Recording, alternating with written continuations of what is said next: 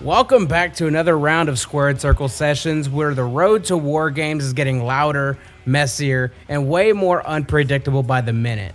With WarGames creeping up on us this Saturday, we are breaking down everything that happened on the latest episodes of SmackDown and Raw, the twist, the shocks, the stuff that got us in the fan base kind of arguing around.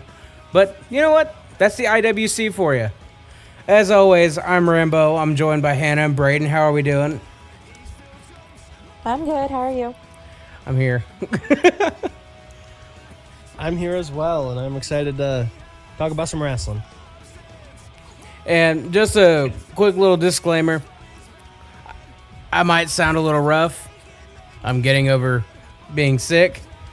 But that's not going to stop us from covering all the bases when it comes to the weekly episodes of professional wrestling and so much more. So, before we get too much into it, are y'all excited for Survivor Series WarGames coming up this weekend? Oh, I am. Sorta. But I would give my excitement level out of 10 maybe a 7. Okay, 7, not bad. What about you, Braden? I'm more excited than I thought I was going to be. I think they've done a decent job hyping it up and building it up. So I'm definitely more excited than I had anticipated. Hell yeah. That's same thing with me. Is like at first, as we were like getting closer to it, I was like, okay, there's really no clear line of like. It was one of the first times we really kind of found Survivor Series really kind of be unpredictable as we got closer. Right. It's like trying to explain it. It's more or less like we thought around like the time where Seth won the World Heavyweight Championship. We're like, okay, we're gonna get the full we're gonna get Vision versus Babyfaces, which to a point we did, just not in the exact way that we thought it would happen. Right, not at all. Which kind of threw that predictability out the window, and that's fine. I'm okay with it kind of being unpredictable in a sense, as long as it made sense. And there for a while, there was some stuff that didn't make sense. But now that we're getting closer and all the pieces are starting to come together, I'm like, okay, this is starting to actually excite me. So I think I'm going to put my rank of excitement about maybe a 7 or an 8. Yeah, I'd go about there. I actually think like the vision makes a lot more sense now and actually is, I wouldn't say entertaining because that's a bit of a stretch. Only because I have severe disdain for Logan Paul. But I think the vision is way more of a group that makes sense now without Seth Rollins. Yes. I don't know, for me, he's not humble. It felt always like Seth Rollins was a misplacement.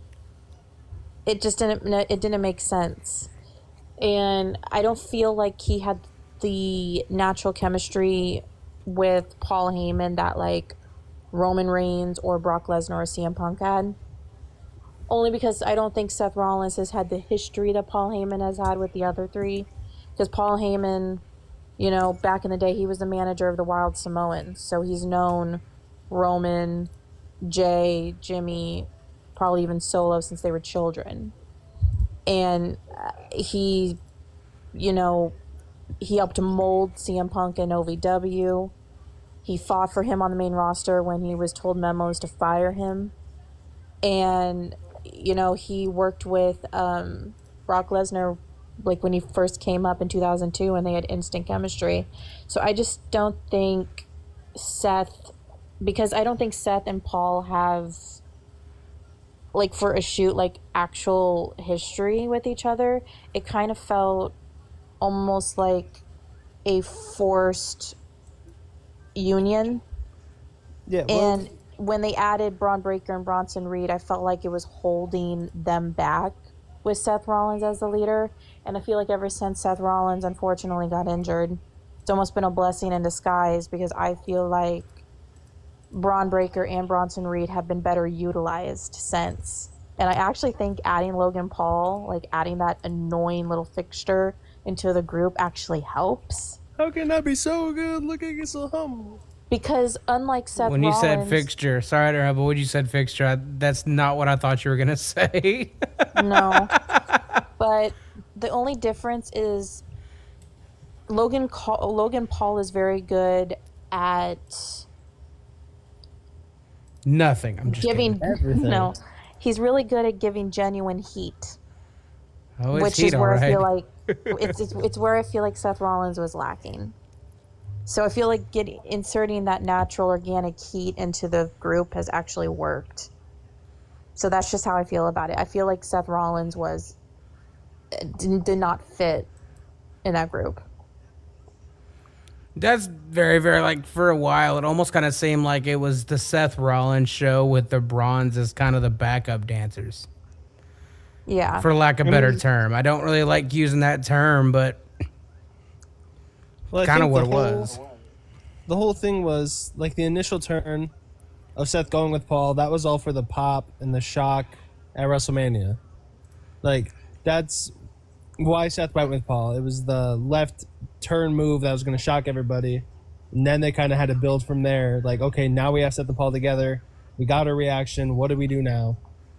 And I think bringing in the Bronze, like I don't think when they were with Seth, it was never with the intention of making them the star right away. Like Seth was still going to be the star. He was going to be the henchman.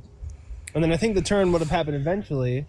Not when it did, because Seth got hurt, obviously. But so I think the intention was to eventually make them stars, but for a while they would obviously just be henchmen.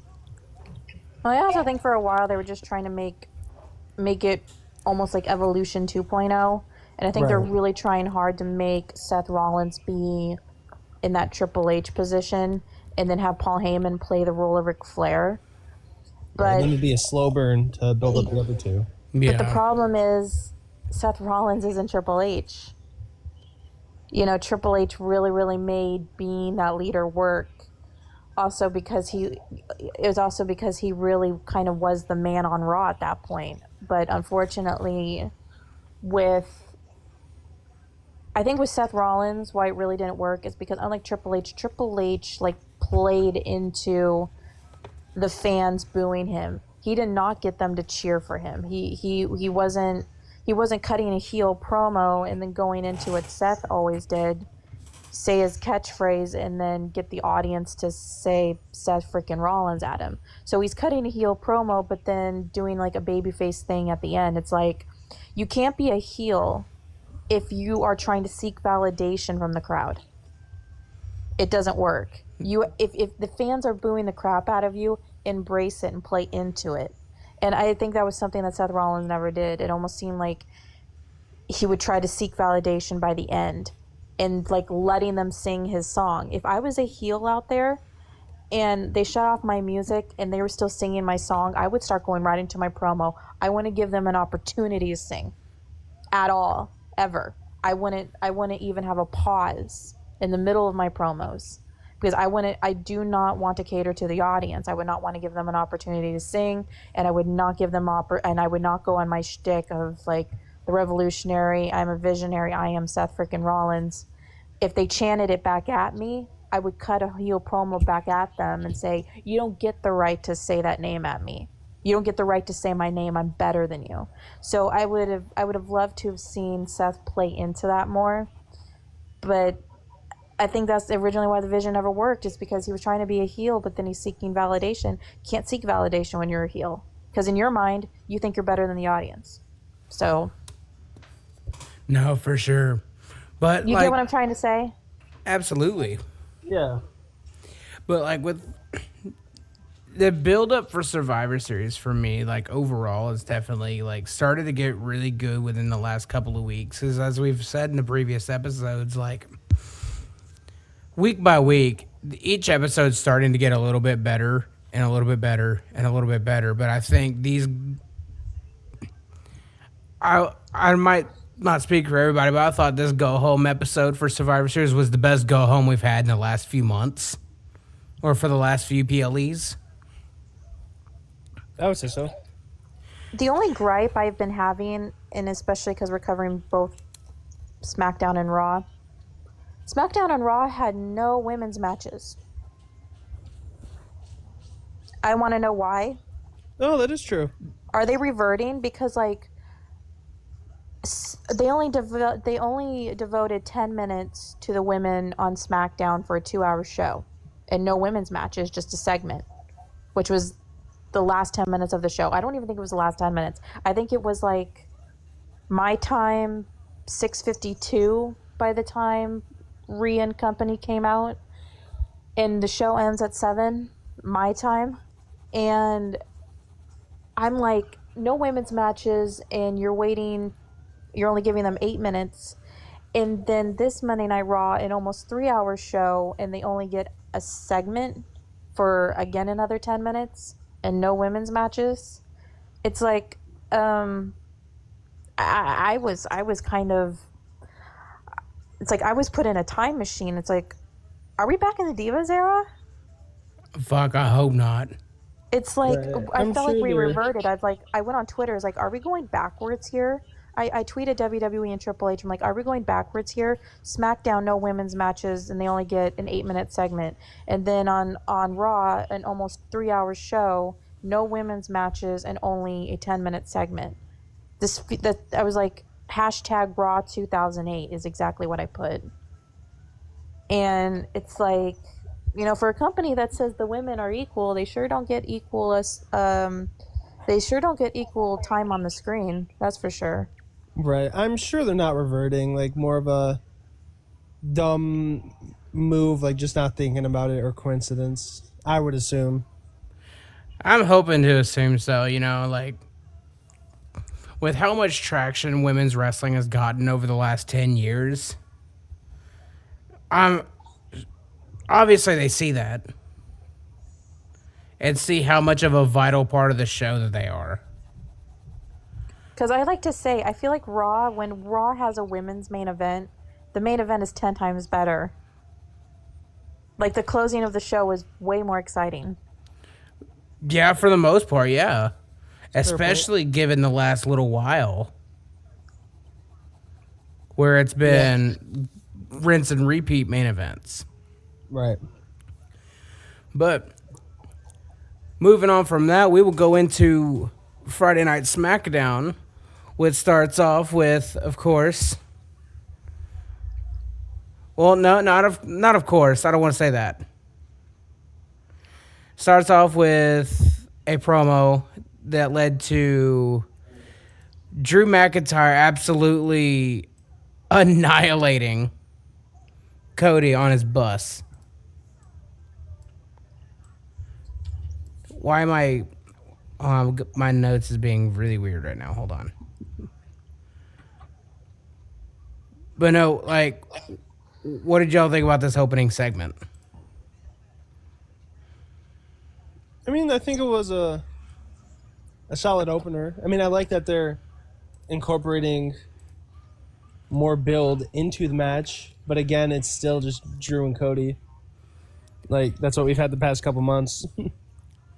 Yeah. Drew and Cody, in my opinion, have zero chemistry with each other. The 2 matches that they had on their prospective PLEs have been very underwhelming. Like, the WrestlePalooza match was so bad. It almost felt like it belonged on an episode of Main Event back in the day, or WWE Superstars.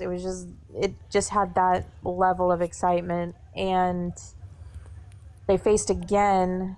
What was the last pay-per-view that they faced? What was the last one they just had? Saturday night's main event. Yeah, and again, they were like, I believe they were the main event, and again, it was like a lackluster match. I just don't think Cody and Drew bounce off each other well. It's just like their in-ring chemistry is off, in my opinion. It is, and like honestly, like the promo before all that happened between the Vision and the Usos, like, made me just overall miss the Usos as a tag team. Because when it comes to the mic, they work really well together over individually. Yeah. And I've said it before and I'll say it again, like, I am not a fan of Jey Uso on the mic. I'm really not. He has to bounce off his brother to sound good. And that's okay. Like, that kind of call and response that he has with Jimmy, that works. But I think whenever it comes to, like, carrying it by himself, it was... He's... I don't care for it. Right. I mean, I think he has his moments on the mic, but overall, it gets pretty stale on his own. It really does, and... trying to find the right words for this. It's like... the way that he's not able to, but like it feels like he has to get a promo over with letting the audience incorporate yeet every other word or every other phrase. That's starting to get really old. Like, I swear.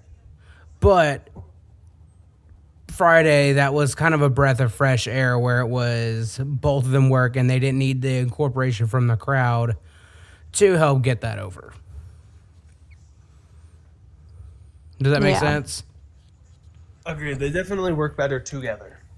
And then Heyman was talking about the numbers game, how one thing he's taught the Bloodline is always work in numbers.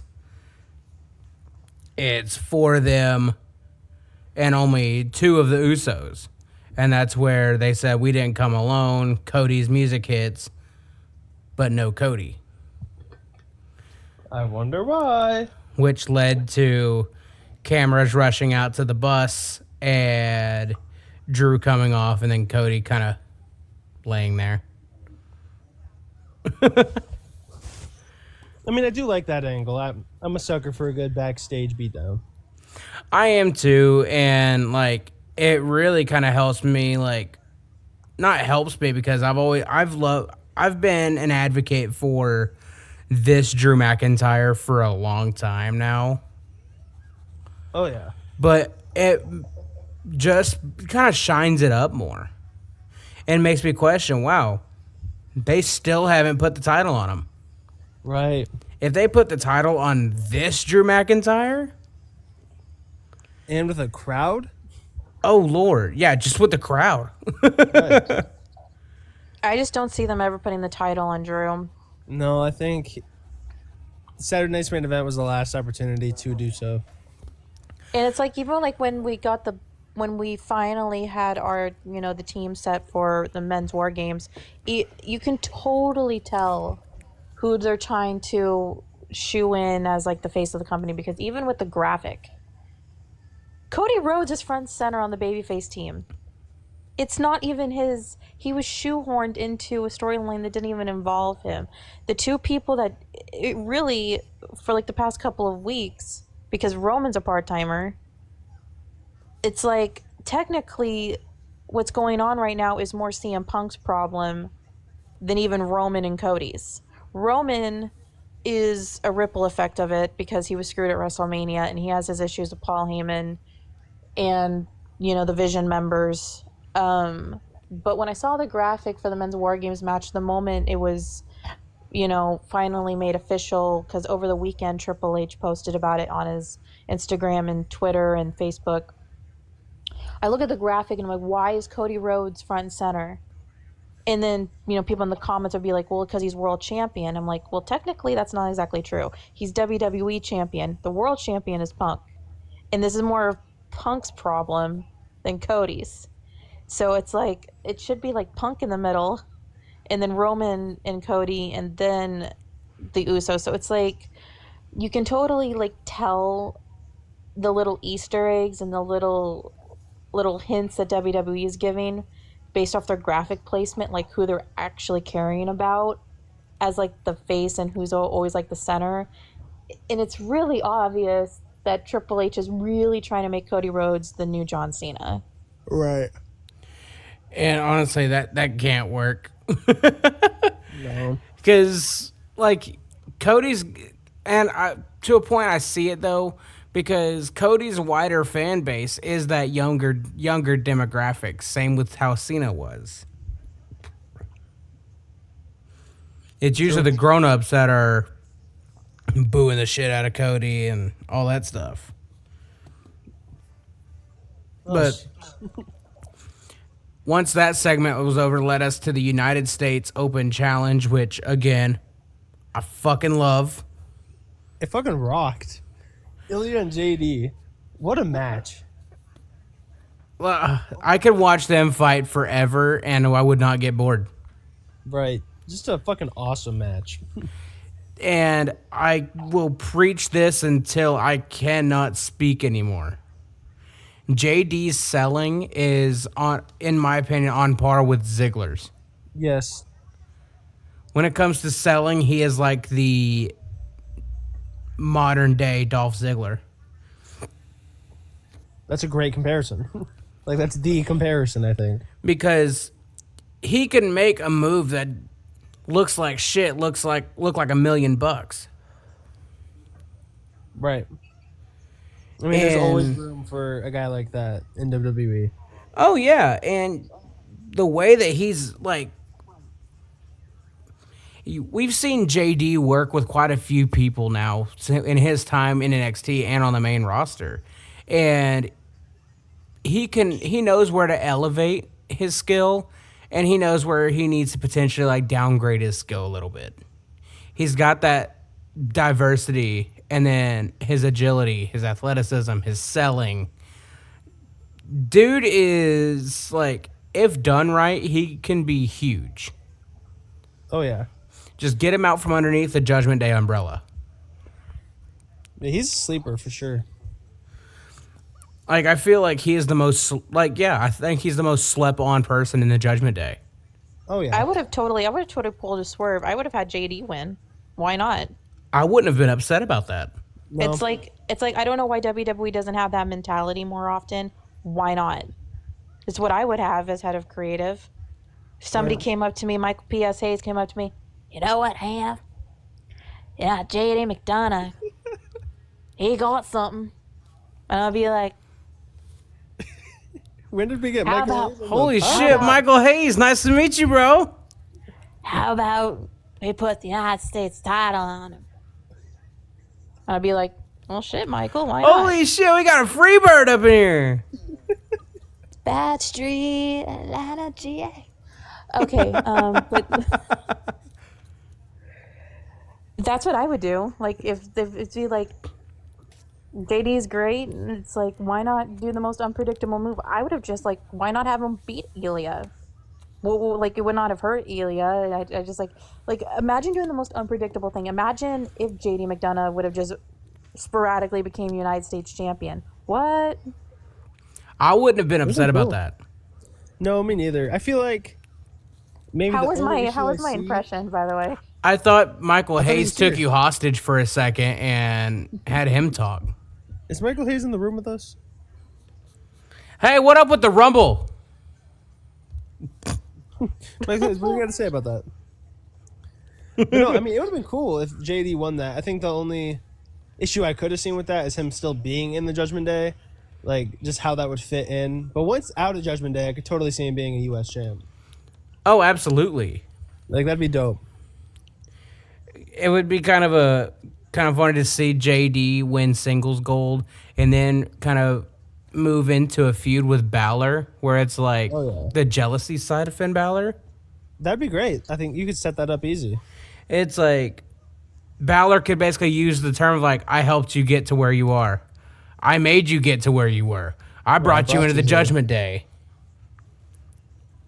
Balor is so jealous, though. He's jealous of Dom, you can tell. And it works. If only if they would pull the trigger and go with it. Like, if you would have asked me at WrestleMania who was going to dethrone Dominic for the Intercontinental title, I would have told you Finn Balor. Yeah, John Cena was not on my bingo card for that one. You can't say that. I'm not upset about Cena beating Dom. I'm not. I'm happy he got the championship. Cool. Didn't see it coming though. And I just don't think like him winning the Intercontinental Championship, like I said last week, was really needed. I feel like you could have just choose and one or the other. Because I'm not the biggest fan of having your cake and eating it too. I'm not the biggest fan of that mentality. I love to eat it and have it. God, I love cake. Yeah, but it's like It's either which accomplishment mattered more to have, like being a 17-time world champion or being a Grand Slam. It's like I don't think it was really necessarily needed for him to have both. It's just like choose one or the other, and it would have been fine. So it's like either let Cody retain at WrestleMania, and then have the Intercontinental Championship thing happen, or just let him have the record and have him retire not a Grand Slam champion, because he didn't necessarily need to be Grand Slam to retire with his head held high, or to be like, obviously he's a first ballot Hall of Famer, whatever Hall of Fame he's going to be in, he's headlining. So I don't think him never becoming Grand Slam champion would have ever been a blemish on his already like pristine record. You know, it's just like, it kind of feel to me when he won the Intercontinental Championship, I feel like it dampened WrestleMania win. I feel like it dampened him becoming 17 a little bit. No, I can see that. I can see that for sure. Like, but overall, like I'm cool with it. Like, Right, I'm sure Dom's gonna win it back. Thank God, I hope so. Yeah, I'm sure he is. So, speaking of Cena, yeah, we have a match from the Cena tournament. we do. And honestly, like I thought it was actually really good until all the shenanigans happened. Yeah, it was a pretty good match, and I think the right winner won. Carmelo Hayes versus Big Bronson Reed. Mm-hmm. And I will say this again. They'd be sleeping on Carmelo Hayes. He's really good. He very well might be him. He might be. Honestly, it'd kind of be a crazy swerve if he beat Gunther in the finals. Like, Gunther's like the guy everyone thinks like is gonna win and everything. But like, just imagine Carmelo wins it. Shit. Like, I can't say I'd be that mad about it. No, I wouldn't. Like, that would skyrocket him so high. And he can definitely handle it. Like, he's really good. He is, if he's just given the opportunity to be good. Right, and I think this could be the opportunity if they wanted to pull that swerve. Oh, absolutely. Hannah, where's Michael Hayes at? Right here. What'd you do with Hannah? I buried her. Oh, shit. Damn it! Now this podcast is a crime scene. Yep. No, I'm right here. Oh, Hannah! Hey, blink twice if you need help. You can't see me blinking. Oh. We can hear it. How about I snap? How about I snap twice for I'm okay? If you need help, list off the Rebellion 99 card. Great. That's going to be an ongoing joke. At least she has good teeth. Hey, Oh, yeah, I could have cool. said something else. I could have said, hey, if you need help, just tell me what the area code is for San Diego. Yeah, that too. Is this just rag on Hannah Day? No. I'm just making a comment. Mm-hmm. Anyway, Carmelo won via countout, which honestly I feel like that was the best decision because I don't really see them having Carmelo beat Bronson, not necessarily clean, but with a pin, especially with how like big they're trying to book him. No pun intended. I don't like those type of finishes. I like clean finishes in matches. Oh yeah, for sure. I hate disqualification. I hate count out. It's just like, to me, it's a cheap, lazy way of trying to protect everybody. It's like, make definitive answers, to make definitive decisions. Like, Carmella should just pin Bronson Reed. That would have mattered more. Yeah, So- but I also, to a point, understand why they did it. Especially with, again, we mentioned the WarGames coming up. I do see it. Do I agree with it? Not necessarily. But I feel like in this kind of scenario, that would have made the better sense. If we're looking at it from a wider perspective. Does that make Right. sense? Yeah, I don't know. I'm on that side of the fence where I find disqualification endings and count out endings to be lazy booking. Oh, And yeah. I will die on that hill. and this is kind of weird because this is the first time we're actually able to really like cover SmackDown, Yeah.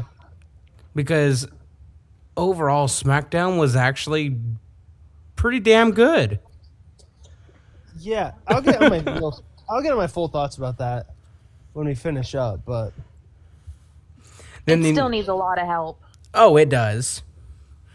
But they definitely took a drastic step in the right direction. yeah. But the next deal we had was a tag team match between DIY and Fraxium. And before we get into the actual match, they got Rebel Heart back. Whoop, whoop. And nobody fucking popped for it. Just because I don't think sad. anybody remembers it. Oh, And crap. again, if they use that in NXT, it's kind of like what I said a month ago around the majority of people that watch Monday Night Raw and Friday Night SmackDown don't exactly watch NXT on a consistent basis because, like I said before, WWE caters to the niche casual audience. They don't cater to the diehards. Usually the diehards are the ones that watch NXT because they like more indie style wrestling. They like watching new people become stars. Diehard wrestling fans support any type of wrestling, and that's why they watch NXT, and that's why they appreciate NXT.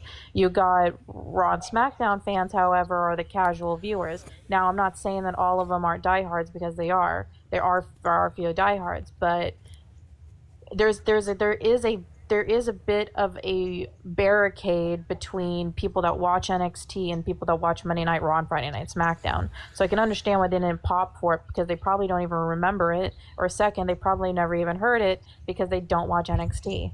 That's fair. Yeah. But I definitely popped, I will say that. I popped for that like I popped for Monday whenever Gunther came out to his old Yes. Walter theme. That one was good. It's making me it's giving me false hope. It's giving me a false sense of security because it's making me think that they fired Jeff Rebel. Because if they did, that's gonna be glorious. I hope so. Glorious. Now, there's a couple Def Rebel songs I wouldn't mind them keeping. I think the only two Def Rebel songs that I like is Taking It All, which is Solo Sokoa's, and Born a King, which is Jimmy Uso's. But the rest of them, I they really just feel like it's like generic rock tracks. Like Yeah, I think that's my they're biggest just issue. trash. I really like both of Roman's themes that he's had with Def Rebel. I feel like those kind of fit his character, his vibe. I like Head of the Table better than I Am Greatness, though. Same. Yeah. But going into this tag team match, seeing those involved, I knew it was going to be good. Yeah, I mean, you're always going to get a good match out of them. I think it's a decent little feud. It's like nothing that's going to be plastered everywhere, but I mean, they've been feuding for a little bit, and it's okay. It's a feud you can enjoy. And I really like the inclusion that they have with Candice LeRae. Yes. Kind of adds a little bit more to it. And I'm hoping that, I don't necessarily see this happening because I'm a little bit smarter than that. But I can hope and dream, right? What the inevitability whenever they break up DIY to get some matches between Ciampa and Gargano like we had down in NXT. Whew. God, that was so good. Heaters! God, that was so good. Absolute heater matches. I can't even talk. I can't talk about it enough. Their takeover matches. I think I have one of them as my number one NXT match on my list. Yeah, that was just a textbook feud. Like, that's how all feuds should be. Like, that excitement. Oh, And it was one of those heel turns that we we didn't really see coming. no. Like, they're walking up the ramp, and then Gargano just throws Ciampa right into the screen. And I was like, oh my God, this is happening. Beautiful. But the match ends with Candice LeRae unmasking Axiom which caused Gargano to roll him up and get the victory. And A-Kid was under there the whole time? do what? I said A-Kid was under there the whole time? Like, and if anybody knows anything about like lucha libre style wrestling, especially with the masks, those masks are like, I don't want to say like, I don't know why like sacrilege is coming to my mind. Sacred. Sacred, thank you. Like, lucha masks are arguably the most sacred thing as far as lucha libre wrestling goes. Yeah. And you know, hearing how some people have reacted to like Ray taking off his mask back in the day, or makes me think of Halloween Havoc 97, whenever they were kind of talking about the match beforehand. Eddie's like, yeah, I'm going to rip your mask. And well, Ray brought that up at first. But Eddie's like, I don't know about that. I don't want to do that, because he respected the tradition, so to speak. Does that make sense? So seeing that happen, I was like, oh shit, you know what I mean? And at first, like, I was watching it while I was at work, so I was kind of in and out. But at first, whenever I seen Axiom's mask come off, I was like, oh god, was that planned? Is it a Crown Jewel 2018 shit again, where somebody's mask falls off? Like, but no, then I seen Candice LeRae holding it. I was like, okay. But no, very brilliant finish to a really good match. Yeah, I mean, like you said, you get those 4 guys, it's going to be good. And then the next match kind of worried me a little bit with how it ended. Was the last match of the preliminary round for the Last Time Is Now tournament between Penta and Finn Balor. The reason why it kind of worried me toward like with the abrupt ending was kind of made me worried if something happened to Finn. Because they were like, they'd stop for just a minute and then Penta hit the Mexican Destroyer to get the win. But I thought that was very sudden. I hope, if I'm the only one that's thinking that, please tell me. But I definitely kind of was like, okay, is Finn okay? Like, did he get hurt? Right. I could definitely see that. It did seem kind of quick at the end, which is kind of crazy considering what happens on Raw. Yeah. Penta. God, that was kind of scary. Yeah, we'll get into that, but... And then, Hannah, I am going to let you take over what happened at the end of Friday Night SmackDown. You skipped a segment. Which one did I skip? The women's segment, Rambo. No. Well, Cody Rhodes promo. Oh, shit, that's not even on my notes, but I'll pull that up real quick. Rambo. But there was a women's segment. It was pretty much Flair and Rhea couple counseling. Because he came out after the count out and he took out Bronson Reed. That's it. And he cut a promo on the announce table. Which almost kind of seemed like a foreshadow.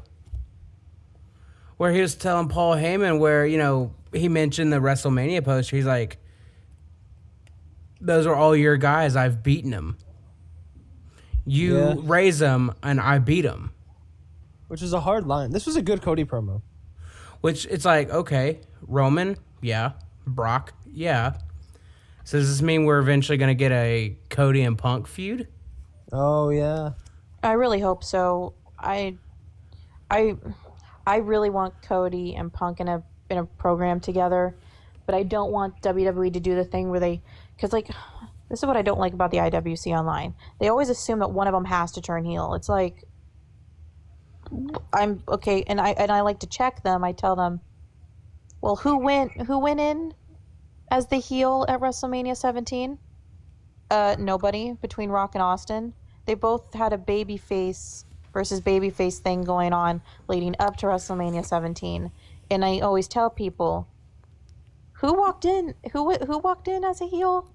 And they were like, oh, nobody. What a concept. Just let the audience choose. Because, like, I feel like Cody and CM Punk would be one of those exceptions to the rule where you don't have to definitively turn one of them heel. You don't have to make it a clear-cut babyface versus heel situation. You can make it a situation where the audience chooses. Now, if one of them were to turn heel, It better be Cody. we need a heel Cody. Yes. It would I've be been too seeing- obvious for it to be Punk. And, like, a lot of fans think that when Cody and Punk eventually happen, hopefully it does. Hopefully it's inevitable at this point. They always assume it's going to be Punk. And I don't think it would work. I don't think a heel CM Punk would actually work anymore. Especially with the connection and relationship he has with the audience. He is too loved, too adored, and too many people are loyal to CM Punk that I don't think him turning heel is going to work. I feel like it's going to be a disconnect. I think the only person where it would actually be authentic enough and it would actually make sense. I think something is restraining Cody, and I definitely feel it. I feel like if, like, the shackles were taken off, Cody would make the most excellent corporate suit wearing.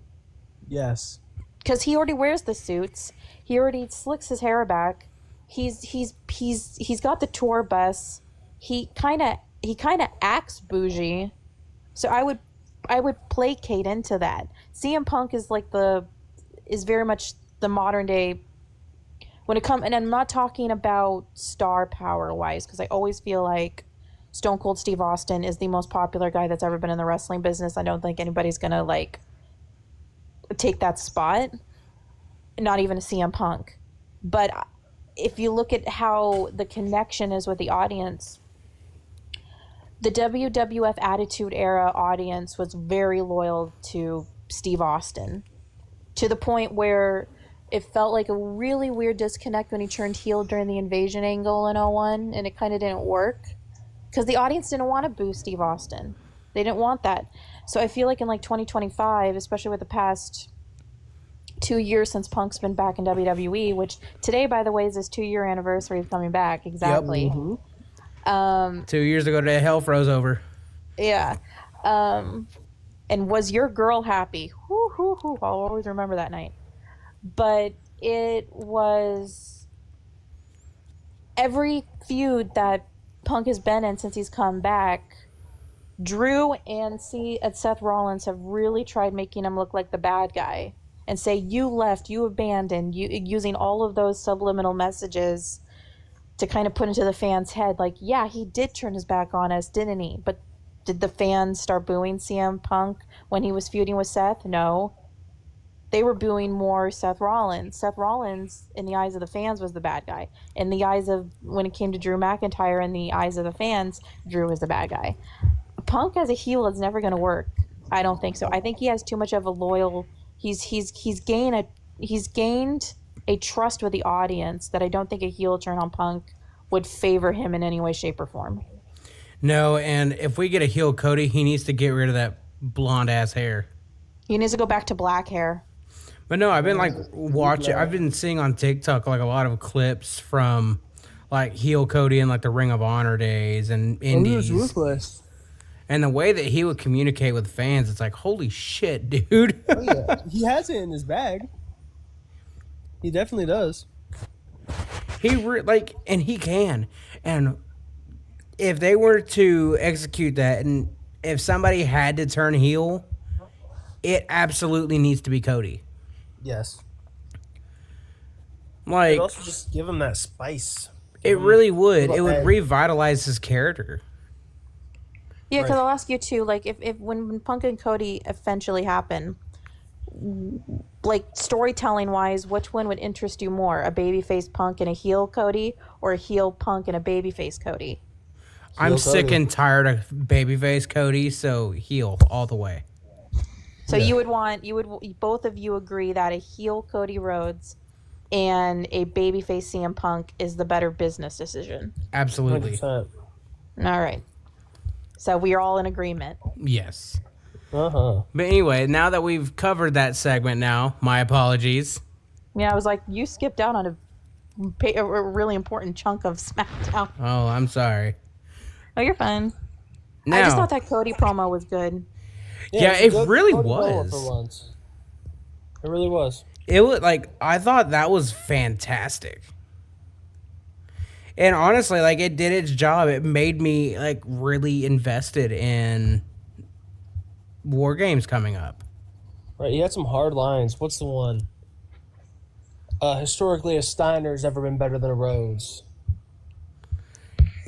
He said that, and I was like, That's a good line. oh, yes. Yeah, that was hard. That was tough. Cody Lander, come on. Yes. But no, Hannah, like I said, I'm going to let you take over the closing moments of the show. So we get Alexa Bliss, Charlexa, and then you get Rihanna. What's their thing ship name? Rio, whatever they want to call it. Rihanna. It's Rihanna. It's much more easier to say Charlexa. But we got Io Sky, Rhea Ripley. They come out. Rhea talks. She's kind of mid on the mic, but whatever. I like her. I love her, but I don't like her cutting promos. They announced the 5th member of their War Games team, and it's AJ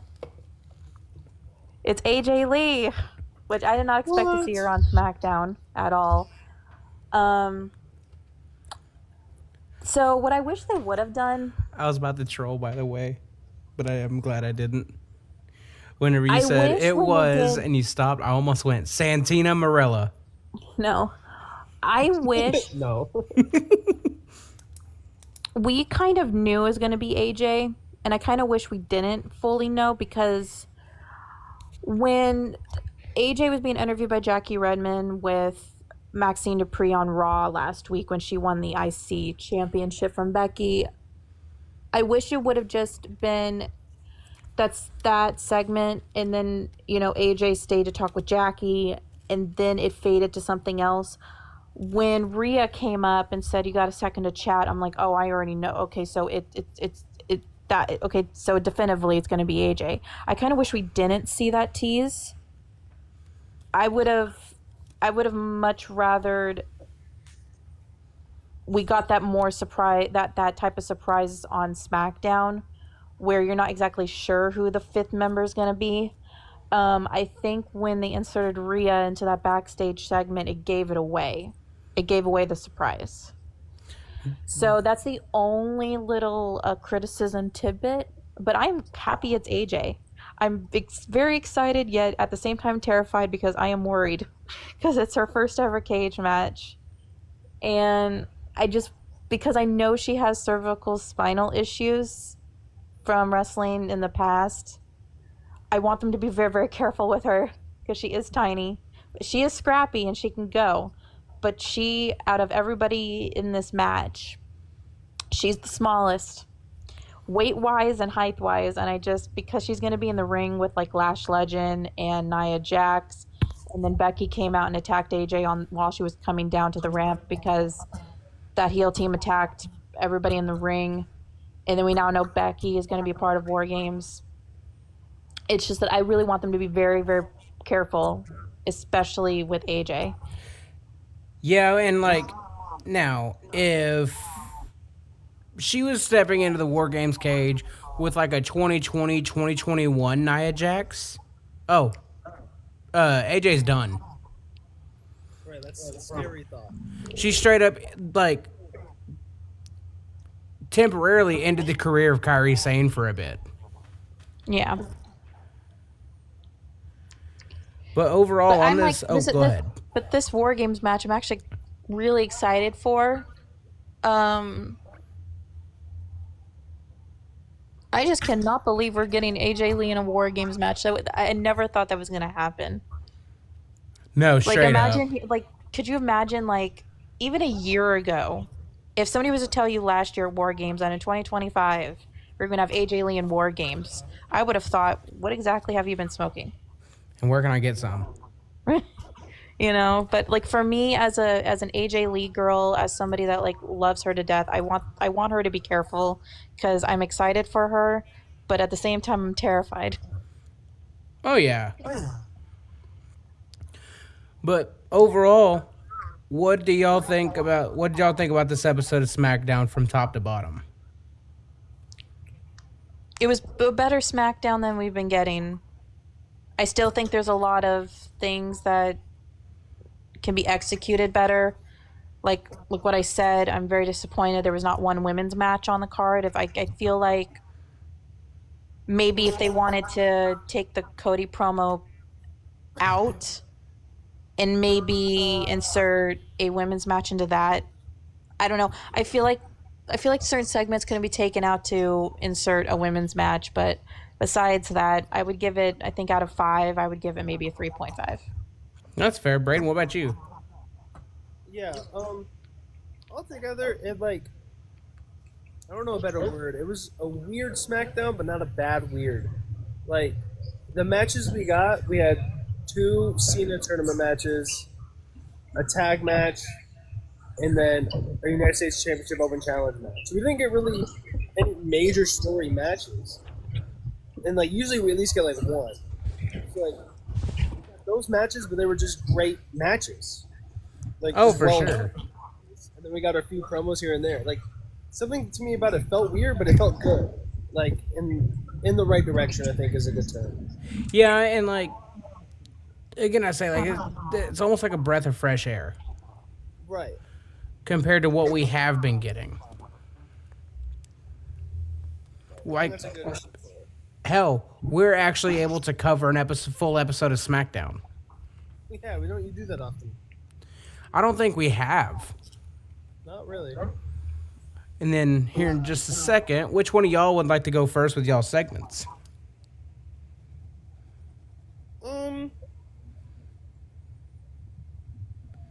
Hannah had to step away for a sec, but maybe she can go first. We can break up the games. Hell yeah. But no, I'm just giving a little warning. Y'all might be thinking a little bit 'Cause that's a scary thought. with this Guess the PPV. With how we did last week, why did your brain go to, oh, let's make it harder? I don't know. I was just running out of ideas. Let's make it even harder for them. That was the longest Guess the Pay-Per-View segment we've had. It was. Sorry guys, I had to step away for a second. No, you're good. Which one are we starting off with? And would you like to go first to break up the games? Break up the games. Oh, yeah, I can go first. Is there an echo? I think I'm hearing one. I don't hear one. Does that mean it's me? Yeah, it might be. What about I think now? when I talk, I sometimes kind of hear an echo, so I'm wondering if like there's like a audio glitch or something. Want to talk again, Braden? Hi, I am Braden. I don't hear myself anymore. Okay. Do I echo when I talk?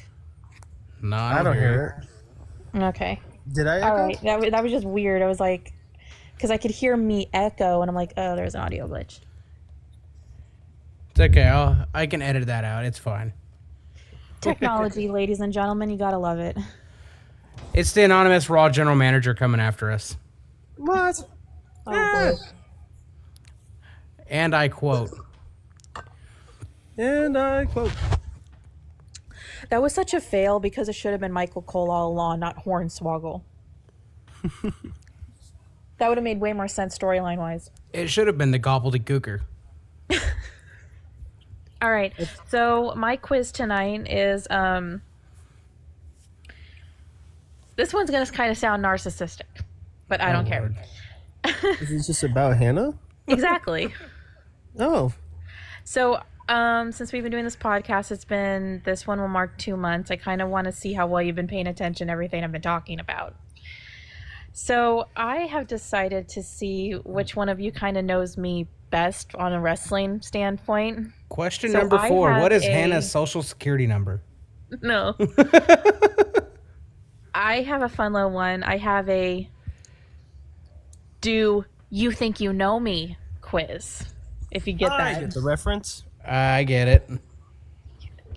So it's called the "You Think You Know Me" quiz for Rambo and Braden. So everybody, this is Hannah. This is my quiz segment of the evening, where I quiz Rambo and Braden to see how well they know certain wrestling trivia or lyrics to theme songs or Dave Meltzer star ratings or Keep all that the above. shit out of here. Rambo's favorite. Rambo's favorite. But tonight we are this afternoon. Yeah. Yeah. Yeah. We're gonna see which one of you guys knows me best when it comes to wrestling. So basically, I have a set of questions. Now, some of these are multiple choice, so if you want to write them down, and then some of them aren't.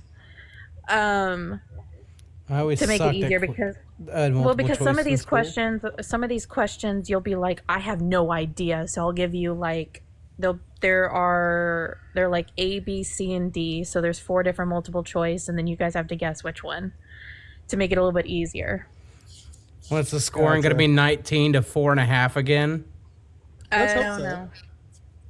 But anyway, there's 15 questions, and it's basically whoever answers like first. So I'm not really gonna go back and forth. It's like the first person to the buzzer, like Family Feud. So if you guys have to write down the multiple choice ones that I will give, you can do that. Shit, we I getting will Steve tell- Harvey too? I'm your Steve Harvey. That might be a little racist. Hold on a minute. God damn it, you're funny. I will let you know in advance on the question whether or not it's multiple choice. That way I can actually read off the multiple choice before you give me the answer. Gotcha. But if I like say a number and I don't say multiple choice, I'll read the question and then you can just, blurt it out. But it's the Blurt. first person to answer it. All So right. are you guys ready? Yes. Yep. Okay, I wanted to start out with like an easy one so you kind of get the drift of this. Number 1. And let me finish the question before you answer. Nope. Nope. Okay, ready? Who is... Big Show. Oh my god. No, Big Show. Who is my favorite male and female superstar of all time? CM Punk and AJ Lee. Good job, Braden. I was like, I'm waiting for you to say, when can we answer?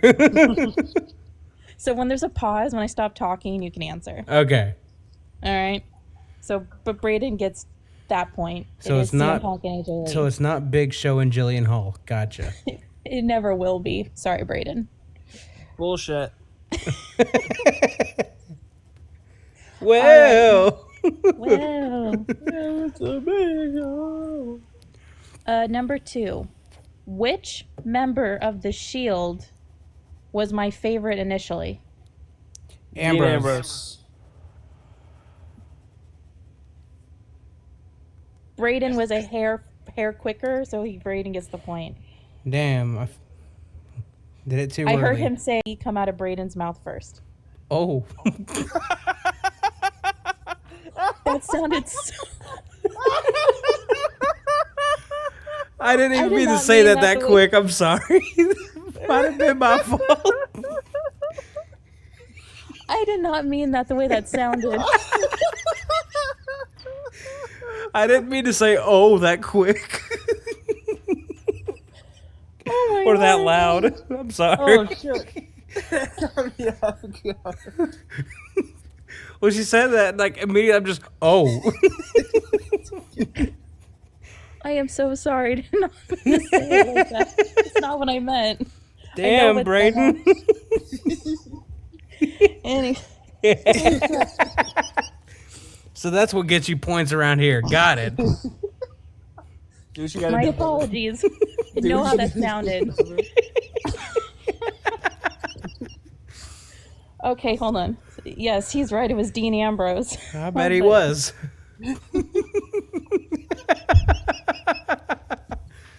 Anyway, number 3. I'm sorry. Oh my god. Okay. That was awesome. Okay, ready? This one's going to be a multiple choice. Okay. All right.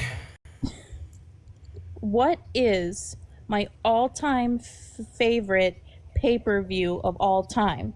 Is it A, WrestleMania 22? Is it B, Fully Loaded 2000? Is it C, Invasion 2001? Or D, WrestleMania 19? Rebellion 99. Fuck you. Fully Loaded 2000. Correct. It is Fully Loaded 2000. Good job, Rambo. I do want to say I also knew that, but I had to give out the joke guess. I thought I was going to pass out from laughing. Holy my shit. God. I got to step away from the camera real quick, but I'll be right back. All right. I'm still listening. Okay, number 4. What is my favorite WWE match of all time? This is also multiple choice. Is it A, CM Punk versus John Cena, Money in the Bank 2011? Is it B, TLC 2 from WrestleMania 17? Is it C, Mick Foley versus Edge, WrestleMania 22? Or D, Team DX versus Team Rated RKO, Survivor Series 2006? Team DX, Team Rated RKO. God damn, good job. Really? Yeah. I got the D out on that one. I hate you. That's So- my thing. Sorry, I had to. I seen the joke and I just needed to throw it out there. But yeah, I thought that was going to be a bit of a harder one. So, but yeah, it's a match that was just fun and entertaining. So I like that one. Good job, Rambo. I'm impressed. Thank you. Number 5. Okay, this one's also a multiple choice. My all-time favorite theme song is This Fire Burns for CM Punk. What is my second favorite male theme song of all time? Is it A, No More Words, Jeff Hardy? Is it B, My Time, Triple H? Is it C, Burnin' My Light, Randy Orton? Or D, Viva La Raza, Eddie Guerrero? My Time, Triple H. You got it, Rambo. Good job. It's My Time, God. Triple H. I keep forgetting that it's the first person to say it, so I'm over here just thinking really hard. Yeah, it's the first person to the buzzer, so you gotta pretend like you're a Family Feud contestant. So when you have an Alright. answer, just go. I gotta get that D out of my mouth. It's just gonna be the theme of this fucking podcast. People's like, Oh I thought my I got a God. wrestling podcast. What the hell is this? Anyway, number 6.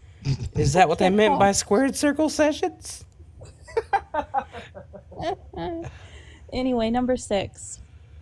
So it's basically the same question that I gave as above. So, but for female. So my favorite female theme song is Love, Fury, Passion, Energy, which belonged to Lita.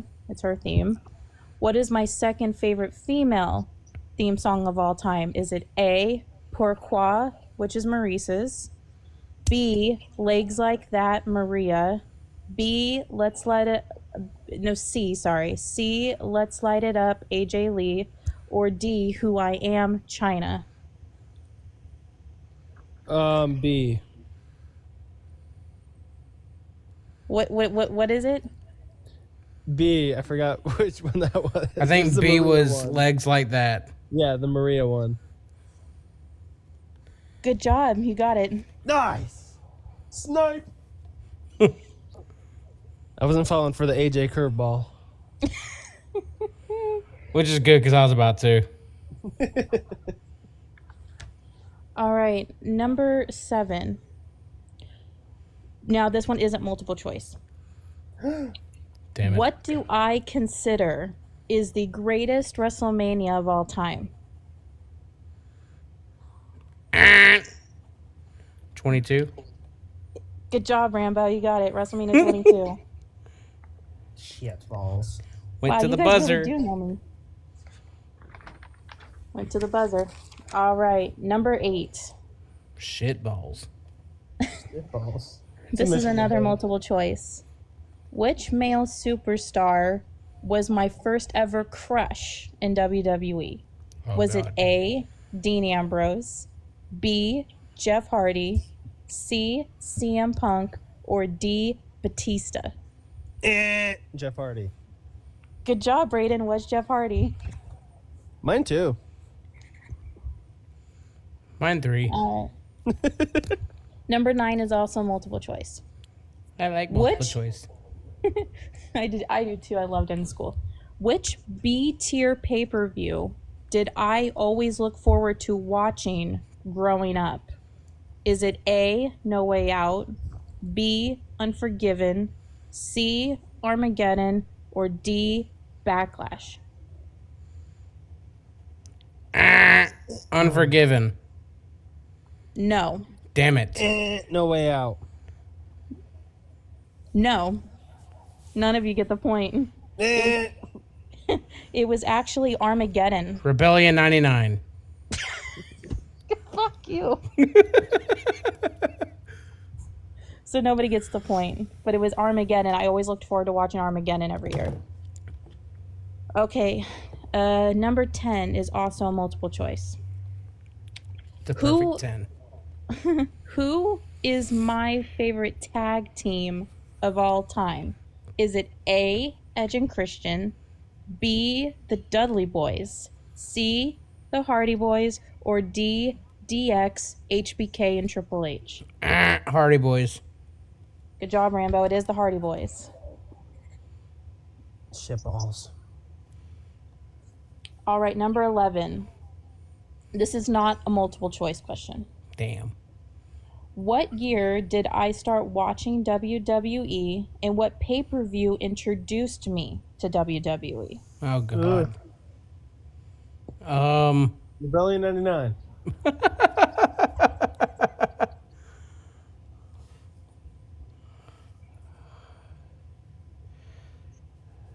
Now I gotta do math. Fuck.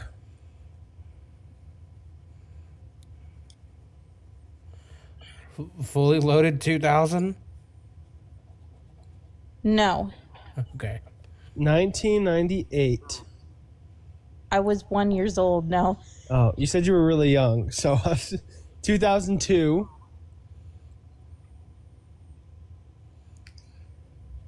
no. Shit. Okay, 2003. no. Braden is not Braden. Rambo, you do get a half a point for saying the year, Oh. Oh.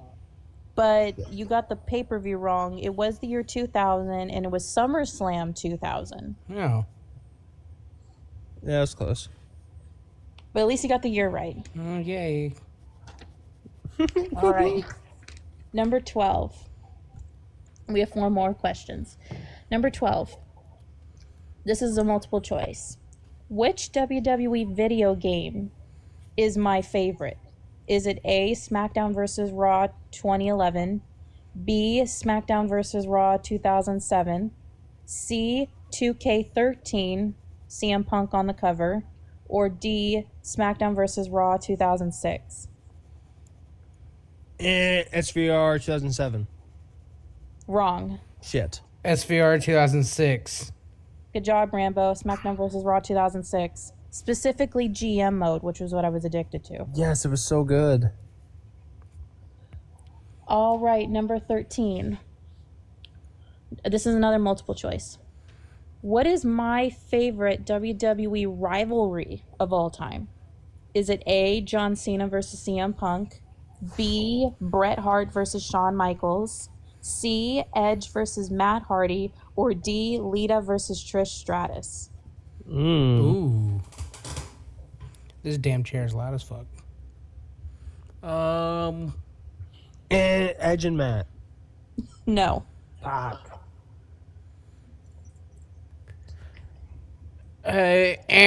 Brett and Sean. Yes, Bret Hart versus Shawn Michaels. Good job. Sorry, Braden. All right. Number 14. I came to play. The last two questions are not multiple choice, so it's the first person, okay? Number 14. What is my all-time favorite WrestleMania theme song? I feel like we were just talking about this not too long ago. I'm not a connoisseur on WrestleMania theme songs. Big time. I don't remember who did it. You're going to have to try because there's two. Was it Peter WrestleManias Gabriel? with that theme. Yes. There you Okay. go. But Damn. big time Peter Gabriel, WrestleMania 22. Good job. I was going to guess the only WrestleMania theme song that I really know is 2011, Written in the Stars by Tiny Temper. All right. And the last question, and then I'll tally up the points. Youngblood's What got this is year's my- WrestleMania theme song. Oh, I like Back in the Saddle. And plus it's Aerosmith and Youngblood. Woo. I'm glad it's not The Weeknd. Anyway. Or Travis Scott. Last question. What is my favorite guilty pleasure WWE theme song?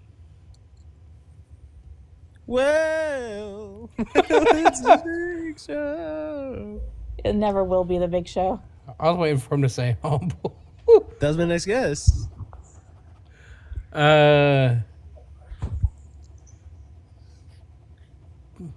Shit. I came to play. No.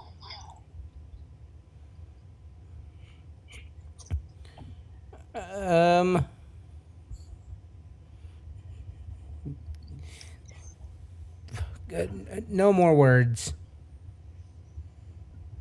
No. That's what I've got is no more words. So my guilty pleasure theme song, which when it's a guilty pleasure theme song, it means like you like don't tell people in public that it's a song you like jamming to. So for me, the answer is I Know You Want Me, Sunny's theme. Okay. I would say that loud and proud. So it looks like Hold on, let me hear. 1, 2, 3. Let me count here. 4, 5, 6, 7.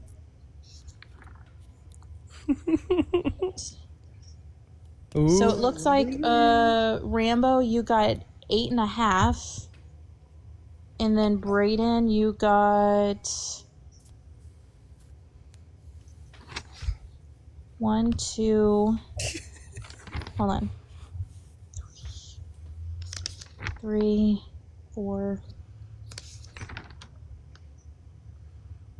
You got 4 points. So Rambo wins this game. I win the game.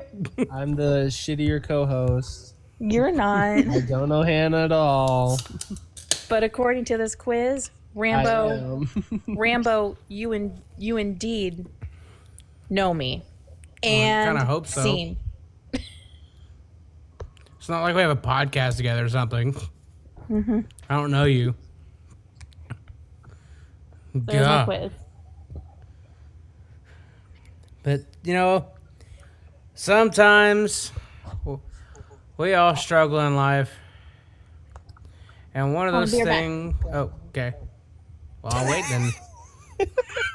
Fine, whatever. Fine. I guess I'll just go fuck myself. All right, then. Like... God, I didn't mean to say "oh" that quickly or that was so loudly at the funny. end of that. That was hilarious. I didn't even think about it. That She was said that. I just went, "Oh." I heard the D get out of his mouth. The D got out of his mouth a little quicker. I was like, "Oh." That was great. You can't can make that so bad. I can almost feel the embarrassment coming from her end from after that. Oh my God. Mean. That's gonna be clipped. I'm gonna clip that later. I clipped that one. Just, God, that was just about as funny as well. Hannah doesn't know Rebellion 99, but she got all of her teeth, by the way. UCSD. No, y'all were like I go back and listen to it kind of often. It's like y'all got smart with me towards the end of it.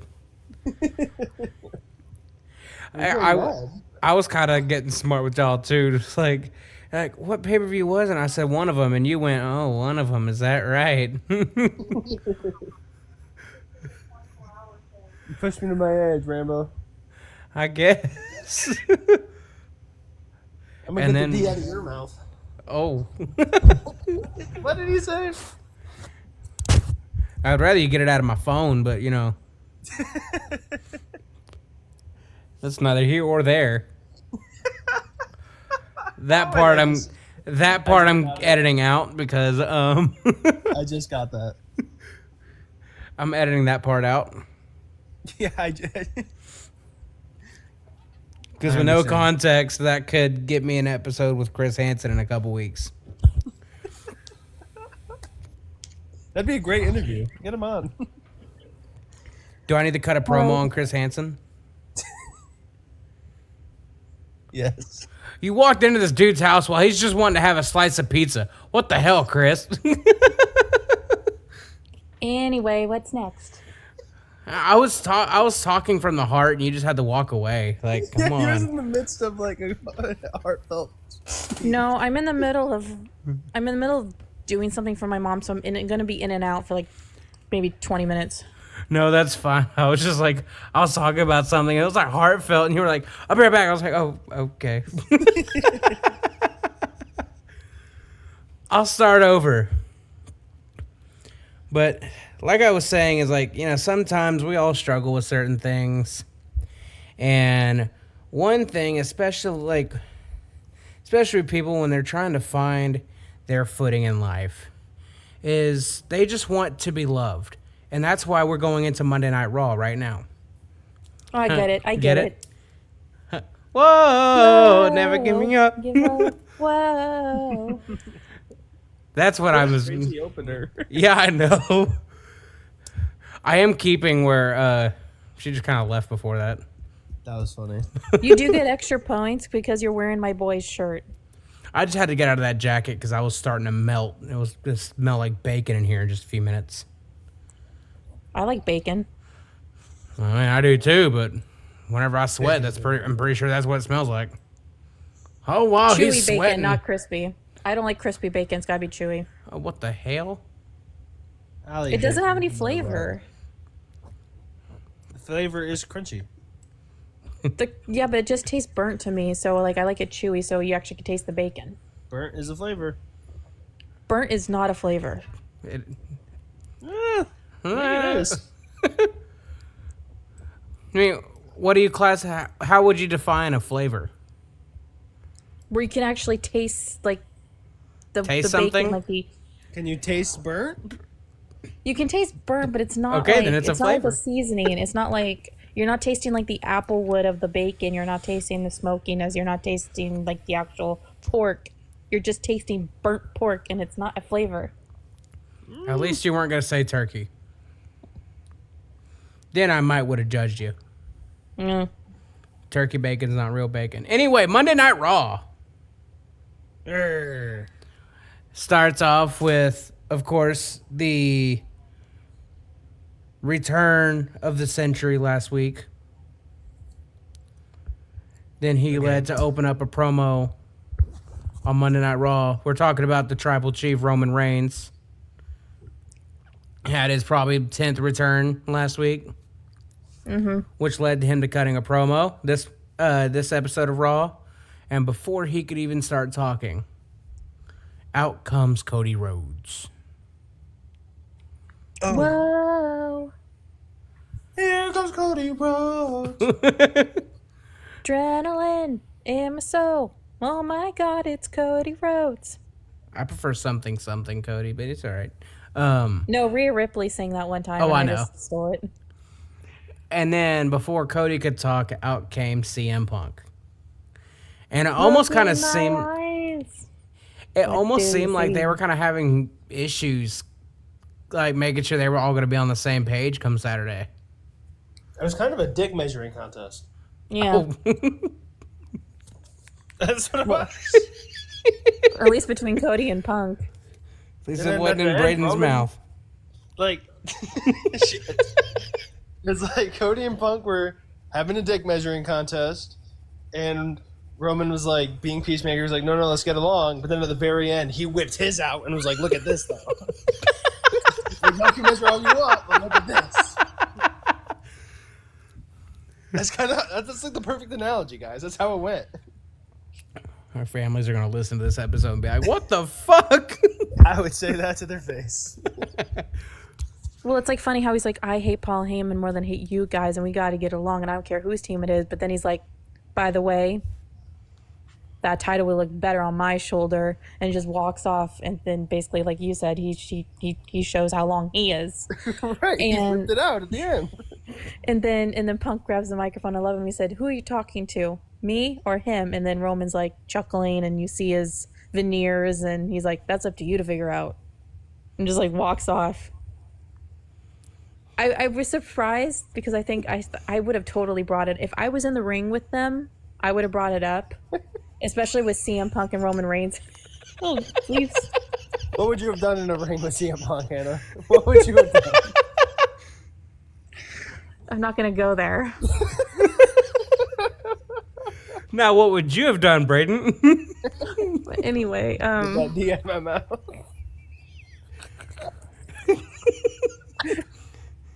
We are a serious wrestling podcast, guys. This podcast is going to get us canceled. We are a serious wrestling podcast. But anyway, I would have brought up Zebros to the both of them because they're in Zootopia too. Oh, Type As shit. Zebra, I would be like, you need to act like Zebros right now. that's kind of funny. They just need to come out in matching zebra gear. He's hilarious. Did you see the like the little clip of Zootopia 2, like the trailer, and they're like saying Zebros. Yeah. And they're like buddy cops, and like I think it's like Zebro Zabraskin and Zebro Zabrowski. Like those are cool ass names. I can't wait to see Zootopia 2 now. I'm actually gonna go to theaters now, knowing that both of them are voicing people. Theaters around here are expensive. Not mine, not in Lacey. The Olympia Theater here is expensive. Like the one in the mall is expensive, but the IMAX theater that we have in Lacey, which is like 10 minutes from where I live, is way better. It's a better experience and it's cheaper. Now, we got one that's about maybe 15 minutes from where I live. And I was, thinking, I'm going to take my wife out for a movie. We didn't have the kid. We didn't have really any responsibility. I was like, let's go see a movie. And just to get us in the door with a ticket, it was like $32. Jeez. Damn. That was before we got popcorn and drinks. Damn. One popcorn, 2 drink was like $19. It's like, man, I'm gonna start sneaking this shit in from now on. That's the key. It's like, I got a low hanging gut. I can probably fit something under there. Hashtag fat boy. Anyway, after that contest, we had the first quarterfinal match in the Last Time Is Now tournament between Gunther and Carmelo Hayes. Yeah, And so what honestly, I it was said back and earlier- forth for a little bit. It was a great match. What I said earlier about having Melo win, obviously that didn't happen because this match happened. But it was a great match. Yeah, and then Gunther won, which was obvious, so... Right, I would have liked to see Melo be the swerve, but if they're going to have Gunther win, Gunther can win. I think it'd be good. Kind of would have, been better if Sheamus was still in this tournament. Whatever. I know. Minor It details. sucks. No, all in reality, best of wishes to him. Hopefully he recovers soon. Yes, wishes out to Sheamus. You're so shiny, father. Lobster head. All right. Yeah, I never knew that lyric. Too many limes. Yep. Too many limes. That's what I think it is. And then It's not that, but I always sing that. the next segment on Monday Night Raw after that, after Gunther defeated Carmelo Hayes with a sleeper hold to advance in the tournament, we had a Dominic Mysterio promo, and it was interrupted by John Cena! so Do-do-do-do. John Cena came out, guys. With John- stew. Yeah, with Dude, the Stu. Stu set. So he came out and it wasn't John Cena. It was Psycho from Micro Wrestling. It's Psycho. Dude is such a cool dude. I love Psycho. I was so hyped to see. I didn't even care about the whole John Cena thing. I was like, that's Psycho. I got to meet him quite a few times. I know him pretty well outside Really? of the wrestling stuff. That's awesome. Do you know what made no sense to me? So like, you have the little Stu filming John, the little John, and then we had a camera person showing Stu, filming John. So who was filming Stu? This is not something that like. Imagine asking somebody that question whenever they're like tripping balls or something. I was like, who's the other cameraman? Because we can see Stu. Stu filming Cena. But then who was filming Stu, filming Cena? The arena surveillance cameras or something. That is the question of the century. It's not who attacked Jacob Fatu. God damn it. It's who was filming Stu. Yeah. Who's filming Stu? But no, overall, it could definitely be seen as offensive and a little out of touch. I've seen people say that it was definitely a Vince McMahon move, which it definitely is, but I think it was done with just enough, like, respect. Like, it wasn't done too in poor taste, for me at least.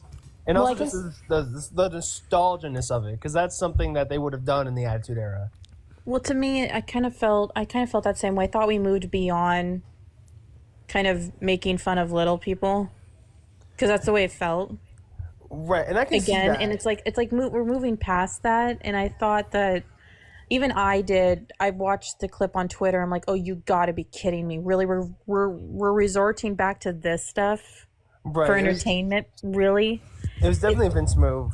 It was definitely, to me, I get it, but to me, I thought it was in poor taste, especially in today's society. That worked in 1999, but it does not work in 2025.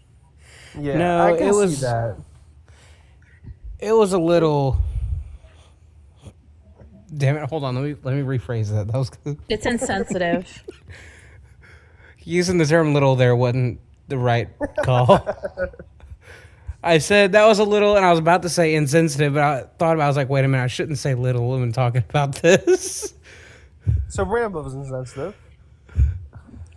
Well, usually, like, even like, people don't like using the term dwarf either. They think that's insensitive. Like, what do you actually call them? Right. No, I think definitely it was a Vince move, but I also feel like back in the day, they would have made it way more a big deal. Like, they would have used all the words and they would have said little. Like, they would have bashed it. I feel like it definitely was in poor taste, but it didn't necessarily, like, make fun of it being a dwarf or a little person. Yeah. So, Like if they would have turned it into like one of those, like, if y'all remember the Little People's Court back in the day with Triple H, Shawn Michaels, if they would have went to that extreme, then yeah, I would have seen it more as like, okay, that's a little disheartening. But so now I that think it's they teetered on the line. no, and I think like if they did it for like a cheap laugh, it worked. Right. And it wasn't that typical like John Cena's music hits and then Stu runs after nobody. Oh, yeah. Or it was changing the game from like Cena's music hits and then Dom starts laughing like, oh, you bunch of puppets, blah, blah, blah. Right. Like, I think it could have been the same if it was just like a regular, like, God, now I got to figure out how to word it. Like, if they just brought out like an indie guy that no one knows. Like, just a random skinny, scrawny guy. Right, yeah. Like, no, because people know him. But Yeah. just like somebody like that. Like, it didn't have to be a little person. No, but I was happy to see Psycho. I was so happy to see Psycho. That's what I popped for.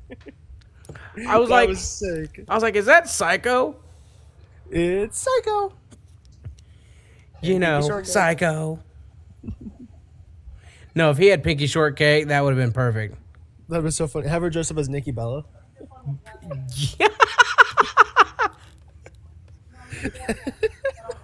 Or we just had Zack Ryder have her dress up as Eve Torres. Oh shit, that'd have been funny. Okay.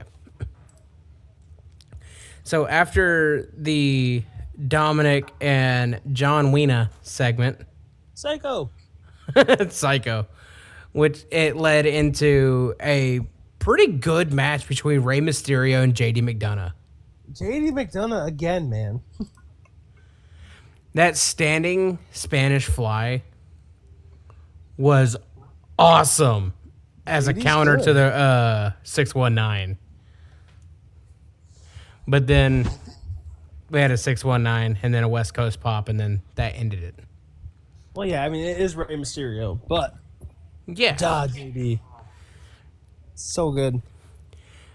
Then we had a brawl erupt between the women's War Games competitors. Which I mean, again, I'm pretty excited for that match. I really am. Like, this is the first time I'm excited for both War Games matches. Yeah, I would say so. Because I know, do you think the baby faces are going over or the heels? I think it. women, baby faces, but I think for men's heels. Right, like I think it's gonna be the opposite. Like I think. See, here's why my logic, especially with the men, is a little bit off. If the men are getting the War Games advantage, which they did because Logan Paul pinned, I think, Jay. If it would make no sense for them to get the advantage and win the match. If the Usos would have won tonight and the baby faces got the advantage, then I definitely would have been like the heels are winning. But it doesn't make sense that like Logan Paul would get the match. That means the heels get the War Games advantage, but them also winning the match. Because like last year the heels got the advantage, but the baby faces won. That actually makes more sense. So I'm thinking maybe both the babyface teams are winning this year. That's fair. Yeah, I can see that. I just don't think it would make any sense for one team to gain the advantage but also win the match. Because then the babyfaces aren't gaining anything. Because if the babyfaces got the advantage, then I could see the heels going over. But I don't think the WWE would give the heels the advantage and the win. Because then that's going to make Cody, Punk, and Roman look like simps. Right. I mean, I guess it depends on the match. Because, I mean, I feel like there's some matches where so much stuff happens, you kind of forget who had the advantage in the first place. Not me. Except Hannah. Except me. Hannah will remember. I pay really close detail to things, and it just wouldn't make logical sense for the men to get the advantage, but also the men's heel group to get the advantage and win the match. Because how is that going to make Punk, Cody, and Roman eventually look? And on top of all that, Cody and Punk are the champions, so that's going to make them look weak. Right. Only reason why I could see it being the heels going over is specifically because of Brock. Brock, yeah, that's what I'm worried about. Because we all seen what happened at WrestlePalooza. And I'm not necessarily saying that he's going to go in and just absolutely squash everybody in War Games in just a matter of minutes. But I'm also not saying that's going to happen. Right. I'm not saying that's not going to happen. Right. It is Brock. But, and then we ended up having this is what pissed me off. The show went off the air right as the brawl started with the men's War Games competitors after the tag team match between Logan Paul and Drew McIntyre versus the Usos for the War Games advantage. That happened last week too. Yep. There was a lot of like footage that happened like after the show went off, and I'm like, That's why weird. is Netflix cutting off the programming when there's still action going on that could be filmed and could be... And plus, like, they didn't even go over 3 hours. They could have filmed the rest of the stuff that people were filming on their phones. It makes no sense why you would... I think they cut off Raw at 2 hours and 30 minutes tonight. 2:35. So I don't know why they couldn't just film 10 extra minutes. And again, we bring up the Brockmaster. Him Oh, he fell. busting He his ass. Oh my god, dude, that was so funny. Dude, that was so funny. Bro straight busted his ass. Oh my god. Pyro went And off. also when you Bro look at, just like- wee. And also, even like before that, when you look at the backstage segment between the 4 guys, Jimmy and Jay cut a really good backstage promo, and we just that gave even further evidence why them being together as a tag team works better for both of them. And then you had Roman just stand there. He's like, "Yeah, you two figure it out," and just left Cody and Punk hanging. So it's like. Which, He's like, who's on the same page? We are. Who's not on the same page? Y'all not. See, that worked perfectly. And it's like, what's scaring me when like we just brought up the Usos and all that stuff, like how they work better as a cohesive unit. What's scaring me is now that Sheamus is not in the tournament anymore. I am scared that the finals are going to be Jey Uso versus Gunther. oh, I already know that's what's going to happen. You know why I'm scared of it? Because I will be at that Monday Night Raw when that finals happen. Right, that would kind of just be anticlimactic. I don't want to see that. Right. I Like- totally think it's going to be Jay and Gunther. That's what I predicted to begin with when I saw the bracket like completed. It's like, oh, it's going to come down to Jay and Gunther is going to get revenge on what happened at WrestleMania. He's gonna win, and I know for a fact it's going to be Gunther and Cena. Might I add, it's about damn time they brought us a bracket. Yeah, for real. It was kind of hard to remember who all was in the tournament. But no, overall, what would y'all rate this episode of Monday Night Raw out of 10? The go-home episode of Monday Night Raw heading towards Survivor Series WarGames. Well, I do want to mention quickly the solo Penta match. Oh, yes. Yeah. I'm so sorry. I went over that. You're good. Prayers up for Penta. Yes. I think Penta's injured. Oh, yeah. I know. Yeah. Went for a Hurricane Rana from the barricade and landed hard on his shoulder. Like, you could see Yeah. in the replay where he's calling for the medics, like, hey, something's wrong. I know, that's horrible. Do you guys think that Solo was going to win anyway, or do you think Yeah. Penta was meant to win? I think Solo was gonna win. Like there's been reports where it said that Solo was originally scheduled to win anyways. As much as I love Penta, I didn't realistically see him going far in this tournament. No. And it pains me to say that because I love Penta. Me too. But like I said, I just didn't see him going very far. Yeah. But no, I think like I said in the beginning of this episode, I think this is the best go home episode we've had probably since SummerSlam. I could agree with that. Well, it's a go home show that actually felt like a go home show too. That actually We can got you see- excited for the upcoming PLE. Yeah, I'm way more excited than I thought I was going to be. Like, I'm happy about that. I'm excited. And again, I'm really mad that we had a Friday night SmackDown and a Monday Night Raw that had no women's match. But that's just me. Yes, justice for them. I Yeah. mean, they couldn't I don't know if Bailey was there, but I don't know why they couldn't maybe instead of only having Stephanie be in a backstage segment, or maybe they could have done this because both of them are there. They could have done Maxine and Stephanie versus Raquel and Roxanne, a different type of match. At least we didn't get a Nikki Bella promo. Thank God. But you know what I mean? Like, you knew that Maxine and Stephanie were there, so I was thinking, like, have, like, the two champions face Raquel and Roxanne, because all 4 of them were there. Like, would that have hurt WWE to give them a tag match? I don't think so. Plus, how do you think that type of match would have gone? How do you think Raquel and Roxanne versus Stephanie and Maxine, do you think that would have been a solid match? I think so. And I kind of wish that, Maxine would have at least had a few minutes on the show. Right. Well, she had a backstage segment with Adam Pearce. The women's Intercontinental Champion. That's fair. She's been all over social media with that thing. She really has been. I've loved it. And I'm here for it. I'm happy for her. But no, out of 10, what would y'all rate it? 7. 7's good. I'd go 8. I'll go about 7.5. I'll make it a little bit fun. I don't know. All right. Now that we're past Monday Night Raw, we are going to do our turn, or we're gonna try our hand with some guessing. All right, hold on. All right. I love guessing. And we're not guessing just everything. I love guessing everything. It's my strategy. We can guess a lot of things. There's some things we just can't guess in life, like Rebellion 99. Ah, damn it. I should have waited until she was here. All right.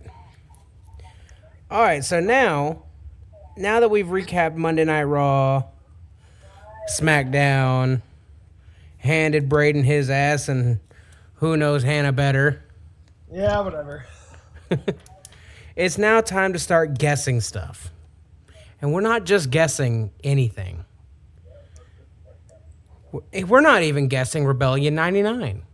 Thank Some of God. us can't. We are guessing pay-per-views.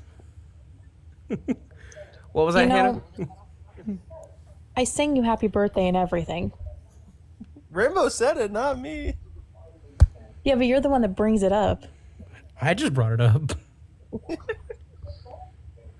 I'm innocent here, I tell you. He put me up to it. And he sang back to you. Twice. Two beautiful songs. He sang to me Logan Paul and whatever else. You still owe me a This Fire Burns, though. You'll get there one day. You said for your birthday. It ain't your birthday yet. Yeah, for my birthday. Just like Veer Mahan, it's coming. He'll never come. You're Mahan.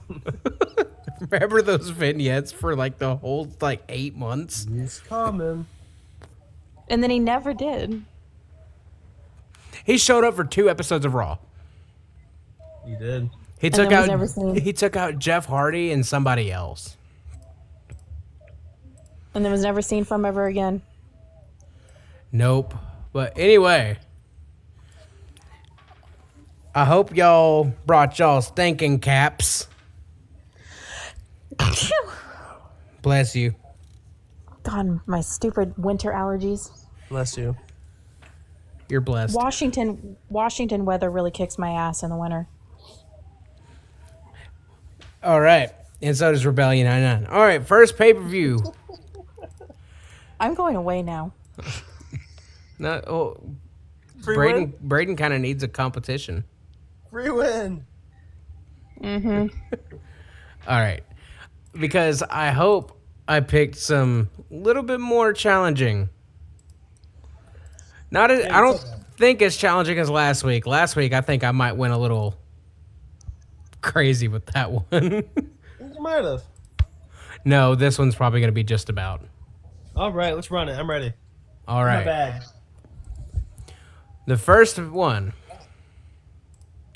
Are y'all ready? Yes, sir.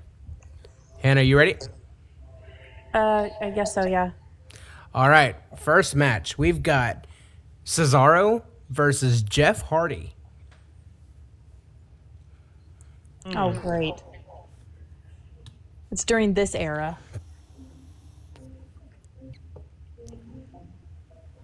I don't have an idea. I'm going to go check on some boiling water. But Braden can think. Hold on. But I have no idea yet. Bowling. Keep bowling, bowling, bowling, bowling. What? Keep on bowling, bowling, bowling, bowling. Hey, Nico, it's your cousin. You want to go bowling? W reference. W. I got my ear down. All right. As soon as she gets back from checking that water. Water. It's the high quality H2O. Captain Insano shows no mercy. I got that one. Oh, good. I was going to say. If there's anybody that doesn't know that reference, y'all need help. Getting some therapy. My wife has never seen The Water Boy. That's criminal. Get around that, Rambo. Oh, I know. I've been trying. But then she'll jump my ass for not seeing, like, Disney movies. What's up, Gilbert? Hi, Gilbert. Grape.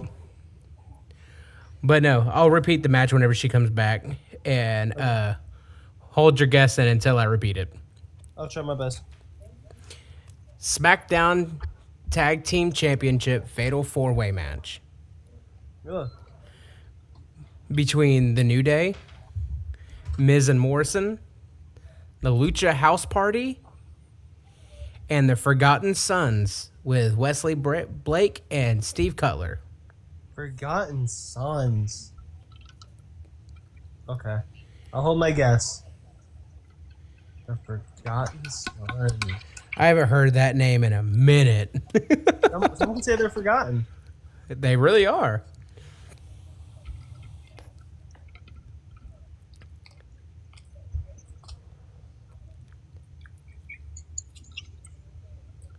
I have no idea. Oh, did you hear that? Sorta. Okay, I'll repeat it. A fatal 4-way match for the SmackDown Tag Team titles between The New Day, Miz and Morrison, the Lucha House Party, and the Forgotten Sons, Wesley Blake and Steve Cutler. I don't recognize half those names. The Lucha House Party had Grand Metalik and Lindsay Dorado. Yeah. Lucha. And I forgot the Forgotten Sons. Damn. Hopefully you don't hear me breaking eggs. I'm making an egg salad sandwich. Nah, it's all good. I guess you can go ahead and read the next one. All right, Hannah, you ready? Yeah. We have Bobby Lashley versus R-Truth. What a classic match.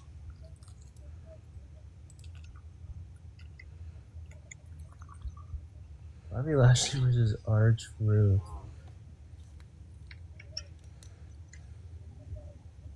I think I know. I'm between 2 years of the same pay-per-view, but I think I know the pay-per-view? And let me know whenever y'all both are ready. What do I not know? Alright, go ahead. Give me one more. All right, Hannah, you ready?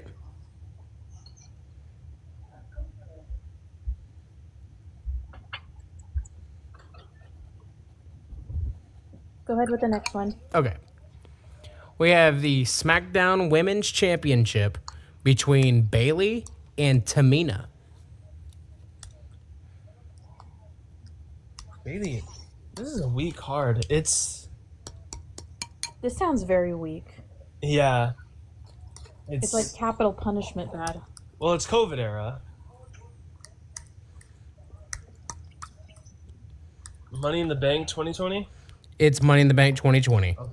Okay. Yep. Again, 2020 is a year you need to stay away from because I was one of the essential workers, so I was working 50 hours a week. I just pulled up a pay-per-view. Yeah, well, 2020 will be Braden's factory house because I won't be able to get anything in 2020. 2020 is not my factory house. But Well, I probably know it better than you, yes. The rest of Well, the I'm card... saying- Oh, go ahead. What I'm saying is in 2020, I was working and sleeping. That's pretty much all I did.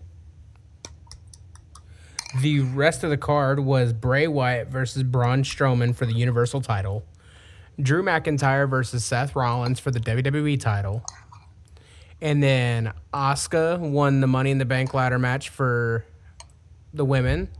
And Otis won the men's Money in the Bank ladder match. Yup. And do we just forget that Baron Corbin quite literally unalived 2 people that night? He's a murderer. Bro just threw Rey Mysterio and Aleister Black off a roof. I'm sure they landed on their feet. That's nothing. All right. Next one. Are y'all ready? Yes. Hannah, are you ready?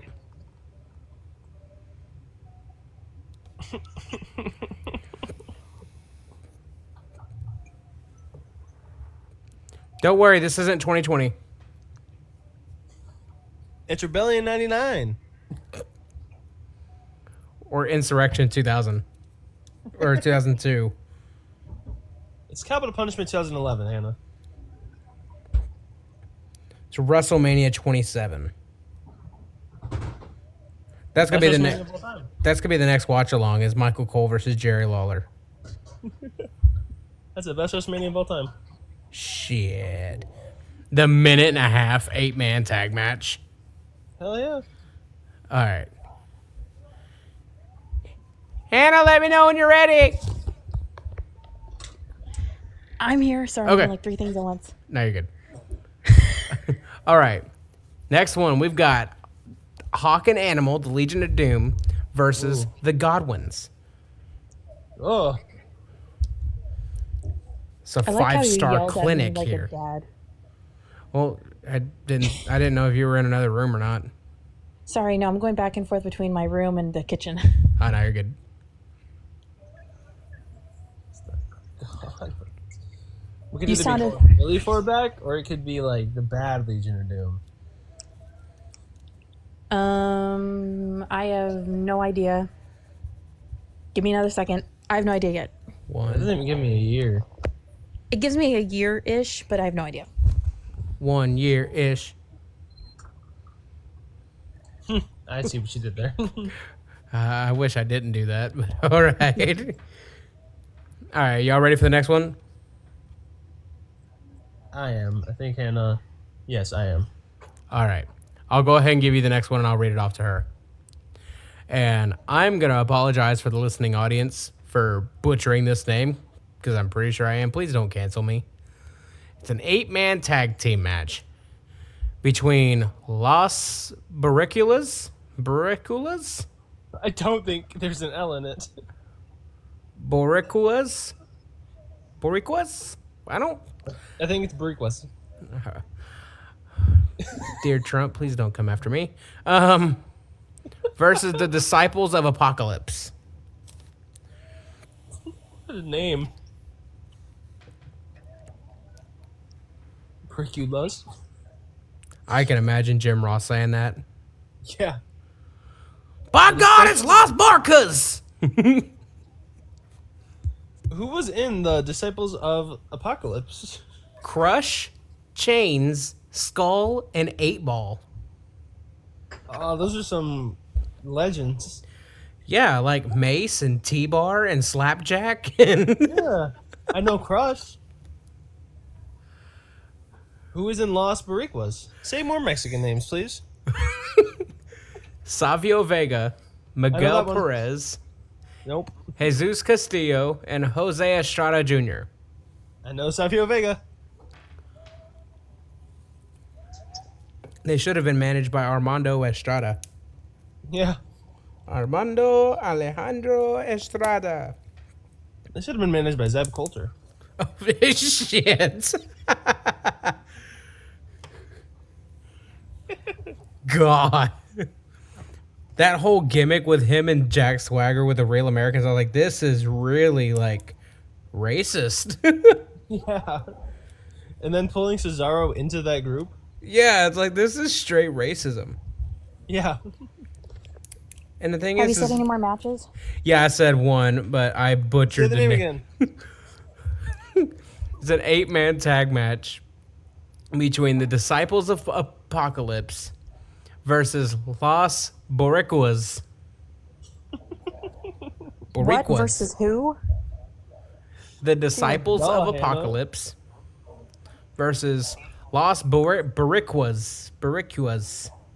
That sounds very 1997. That sounds very racist. Coming out of my mouth. This isn't Shotgun Saturday Night, is it? Nope. Rats. I'm ready for the next one. Hannah, you ready? Yeah. All right. We've got the British Bulldog versus Ken Shamrock for the European title. Oh, dear Lord. Oh. And I won't read the stipulation off yet because it could possibly give it away. Because I do remember this. I don't remember watching it live, but...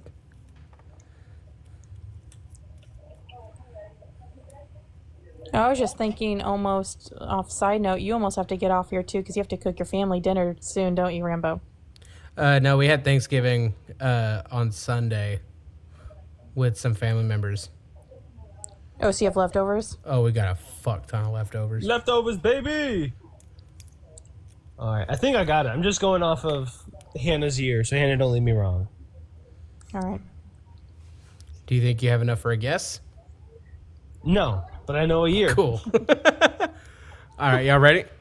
Yep. All right, we've got Goldust versus Brian Pillman. SummerSlam 1997. That's the one where he had to wear the dress. It is SummerSlam 97. Brian Pillman had to wear a dress. I know that was SummerSlam. Hannah, I would not have gotten 1997 if you didn't say it. So the stipulation for the British Bulldog Ken Shamrock match was if Bulldog loses the title, he must eat a can of dog food. Sick. And the next one that I was going to read that was going to definitely give it away was an Intercontinental Championship match between Stone Cold and Owen Hart. That was the ass kiss. Yep. And There's a lot of if I'm not stipulations mistaken, on this that was also the one where Austin got incredibly injured. Yes. All right. It is now 2-1. Stipulations. Yeah, I know. And then there was a steel cage match between Hunter Hearst Helmsley and Mankind. Nice.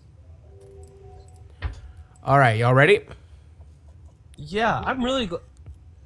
I've never been so happy to know the Goldust and Brian Pillman wearing. I know. I was like, wow, that was quick. It was just because of the dress. I just remember that specifically. All right. Hannah, you back in here and ready? Yes, it's me, Hannah.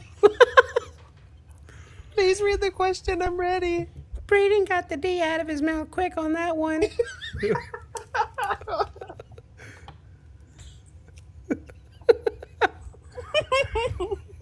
What's Rebellion 99? San Diego has an area code? At what point is this bullying? I don't know.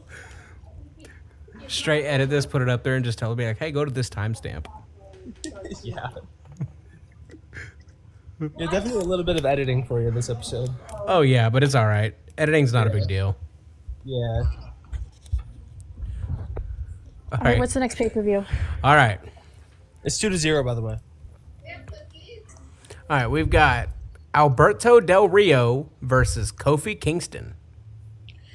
Oh, shit. You're really picking the years I'm... Well, this year's... if it's the year I'm thinking, it should be decent. I mean, to be fair, I just did 1997. Can't do the pay-per-views that I was in the womb for. I mean, you could. On one of them, I did. Which one? Oh, that one? No, not this one. The one before, like the one you just did. Oh, yeah. I don't remember what her birthday is, so I don't know. But I do have one that's older than that. 1965? Shit. All right, go ahead. Next, we've got a WWE Tag Team Championship match between Heath Slater and Justin Gabriel versus Santino Marella and Vladimir Kozlov. I love double E.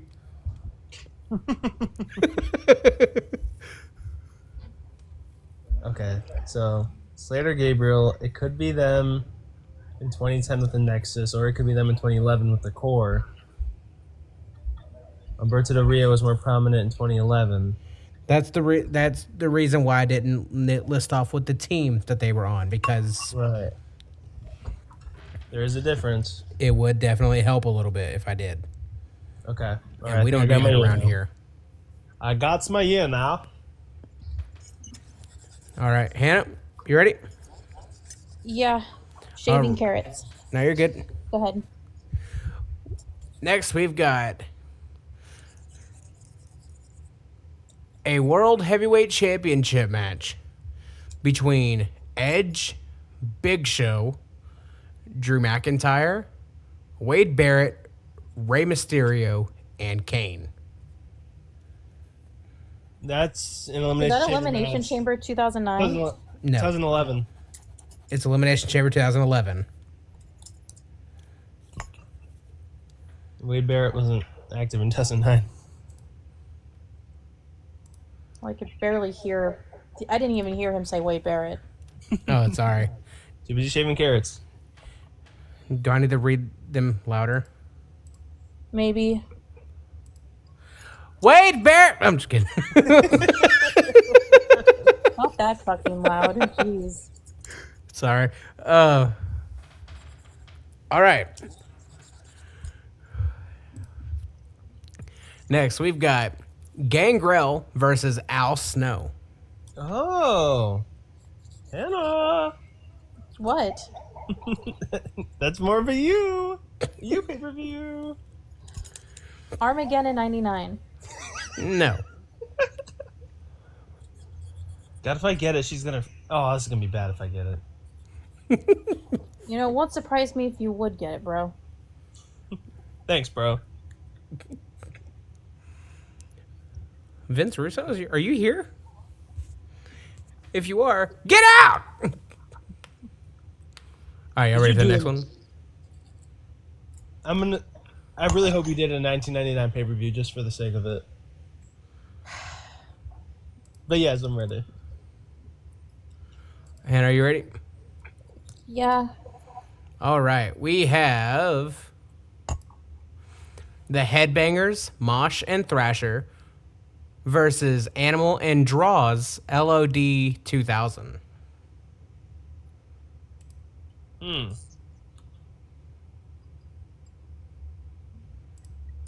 Here comes Smash.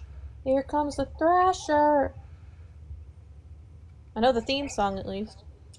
That's a half point. All right, I'm ready. All right, Hannah, you ready? Yep. We've got Val Venus versus Gold Dust. Hello, ladies. I still can't believe they had him be an adult star gimmick. Jeez. Let me know when y'all are ready. I believe so. Hannah, are you ready? Yep, just shaving over here.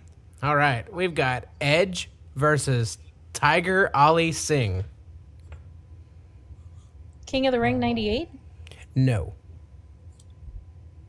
What? Okay, I remember that match. I thought Edge debuted in King of the Ring, but I guess I'm wrong. This was post King of the Ring. Ah, well, fucking. Well, that's a good hint. Am I right though? Edge did debut at King of the Ring 98, right? I think so. It's either post King of the Ring or this happened. King of the Ring happened really late.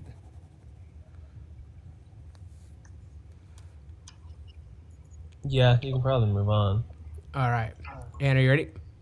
Yeah.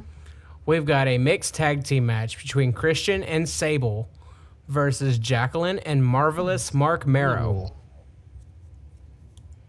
Christian and Sable?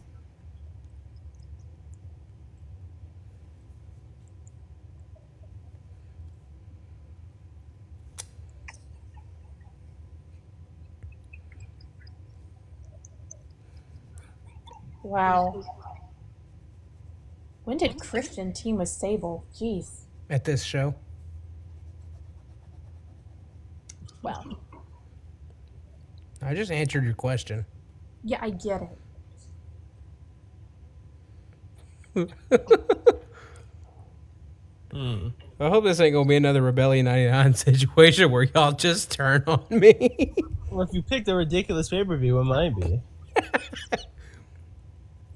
Rambo, did you pick a ridiculous pay-per-view? No, I picked a good pay-per-view.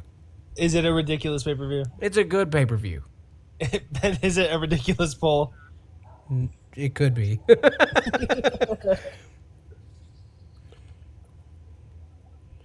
Do y'all have all y'all's teeth? Hannah's gonna be pissed if it's in the UK.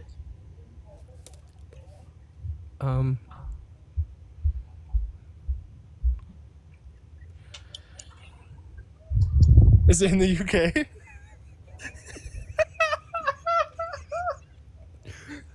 I can move on to the next one. Hannah, it's in the UK. Oh, great.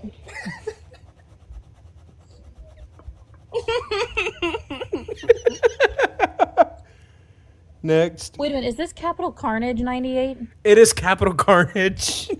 There we go. Hannah got a British pay-per-view. Good job. Go, Hannah.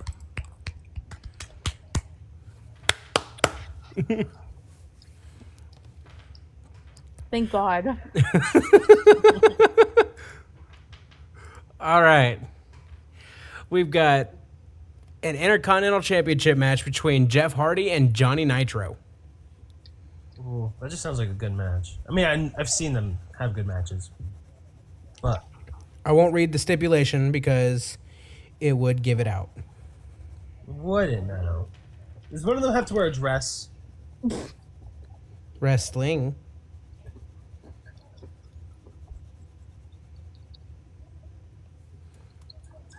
Let me know when y'all are ready.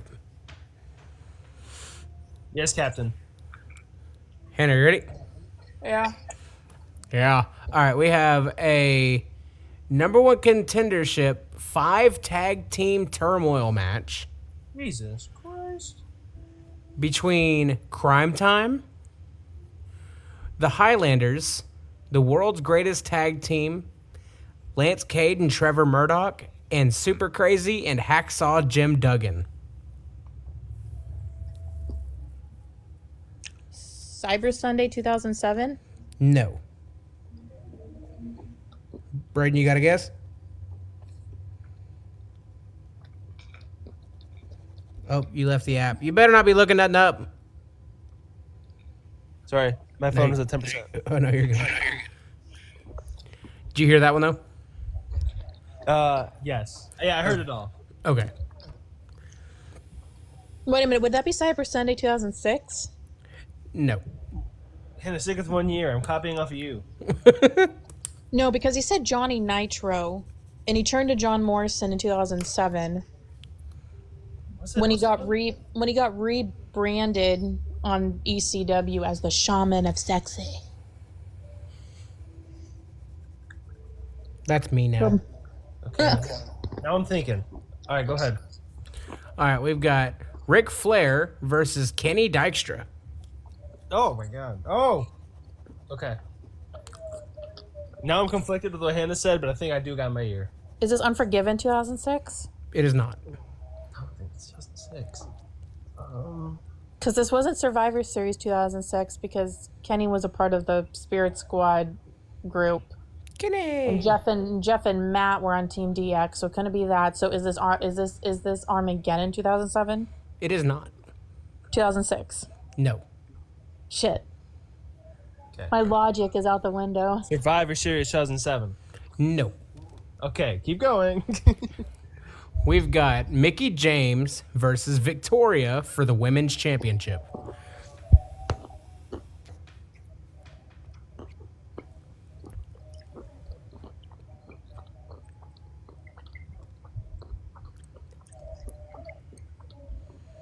Stuck on the Johnny Nitro thing now, Hannah.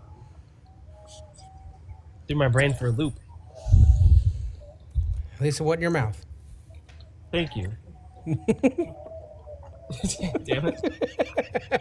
Royal Rumble 2007. No. Maybe it was early in the year. Y'all ready for the next match? I'm ready. Hannah, are you ready? Yeah. All right, we've got Carlito versus Chris Masters. Oh, that's a 2007 match. Vengeance 2006. No. Vengeance 2007. No. No, think early. No, because at Vengeance 2007, John Morrison happened and he faced CM Punk. Yeah, you're right, aren't you? Because I was supposed to be Punk and Benoit. Yes, you And are then he right. became... I was just throwing out names and years. He's copying your homework. You all ready for the next one? Yeah. All right. We've got a World Tag Team title match between DX and Rated RKO. New Year's Revolution 2007. 2006. 7. Nope, it was New Year's Revolution 2007.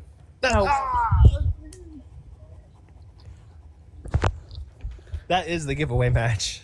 The D is not out. It's gone now. The D is out my mouth. You're too good at this, Braden. I can never beat you. I really copy off of you most of the time. You get me to where I need to go. All right, it is now 4-1. Hannah, you have the opportunity to tie. Next, we've got a 6-man tag team match between Madcap Moss and the Street Profits versus Austin Theory and Alpha Academy. Otis and Chad Gable. Hannah, this is right up your alley. No, it's not. Fastlane 2021. No. Okay. But I know it's during the COVID era, and I'm probably not going to get it. All right, I'm ready. All right. Hannah, you ready? Yeah. All right, we've got a 6-woman tag team match between Damage Control versus Bianca Belair, Alexa Bliss, and Asuka. Oh, when was Alexa in that? Okay, that gives me someone to work with.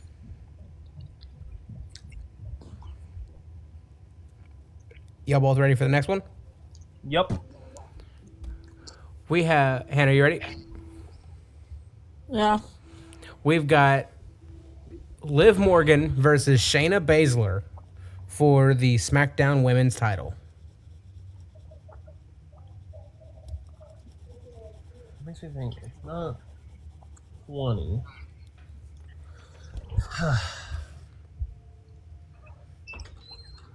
SmackDown Women's title.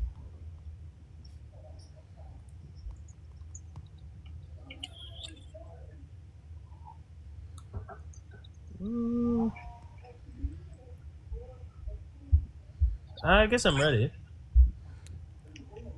SmackDown Women's title. Okay, yes, I'm ready. All right, Hannah, are you ready? Yeah. All right. We've got Seth Rollins versus Matt Riddle. Oh, when did that happen? At a pay-per-view. Yes, thanks, Rambo.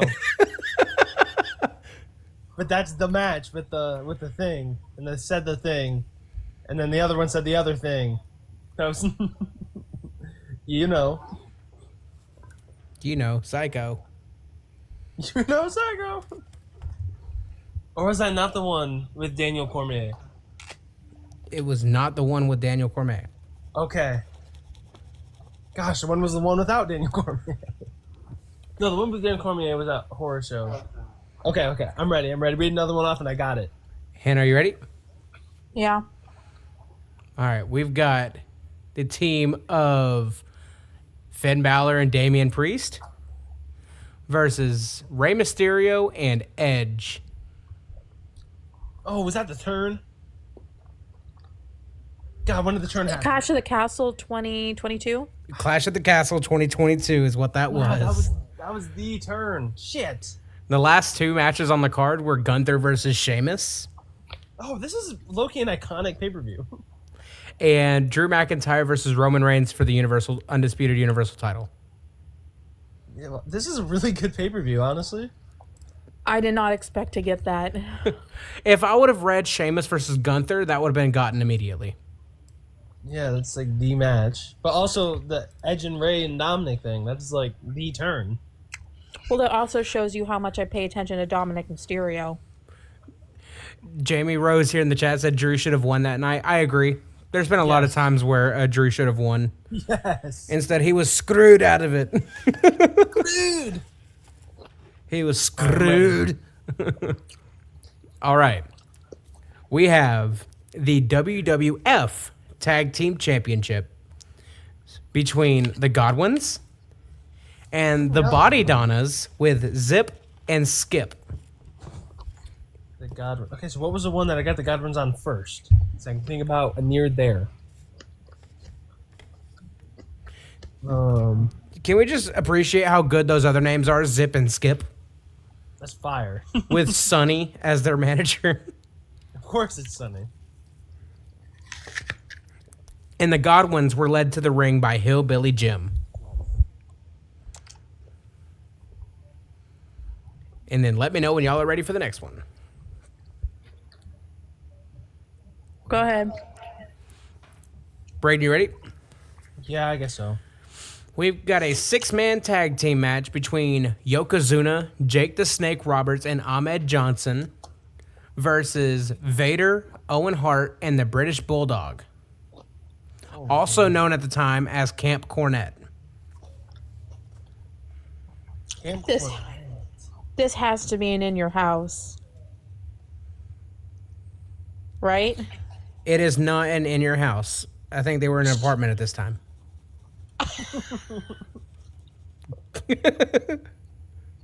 I'm in. My bad. Wow. Sorry. You are. They're paying rent there, dude. That shit's expensive. Is this like SummerSlam 95? It is not. God, that's so far back. Okay, I guess I'm ready. Hannah, you ready? Uh, All right, we've got Stone Cold Steve Austin versus Savio Vega. Oh. Sounds like a King of the Ring, but it wouldn't be. That was not the name you were thinking about, huh? Versus Stone Cold. is this King of the Ring 96? It is not. If you got that, I would have been so mad 'cause I was going to pull that. The main event is going to give it away, so I'm trying to read everything before the main event. Okay. Braden, you ready? Yeah. We have Hunter Hearst Helmsley versus the Ultimate Warrior. WrestleMania 12? It is WrestleMania 12 Shit. in 1996. I'm not good with my numbers. I said I was going to be pulling out some deep ones. My mom, Hey, yo. my mom conceived me 3 months later. Type shit. Yep. Kim Cornette really got her going. I'm sorry. All right, Hannah, if you get this one, it will be tied. Oh boy. Yeah, I got a No lock pressure. In. I got to lock in. First match is Val Venus versus Joey Abs. That's my favorite match of all time. So he was a part of the Mean Street Posse with Shane. But when did he face Val Venus? Sorry, I'm eating an apple. No, This is you're not good. a good one for me to clutch up against Hannah. I'm worried that you were going to get it off that first one. I thought she was about to. You said that and my eyes wide and I was like, uh-oh. It's like, that must have been a really memorable match. But I'll tell you what, this next match is going to be even more memorable. All right. Are y'all ready for the next one? Of course. We have The Godfather versus Meat. Oh, that was Sean Stasiak, wasn't it? Yep. And he in PMS was his was the ladies that it was Ryan Shamrock, Terry Reynolds, and Jacqueline were his valets, and they were PMS, Pretty Mean Sisters. PMS is crazy. No.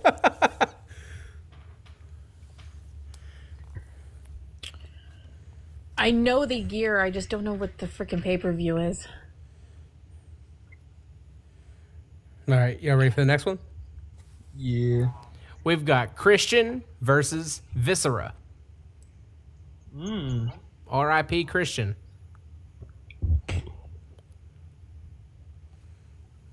So if this is Christian versus Viscera, then this must be...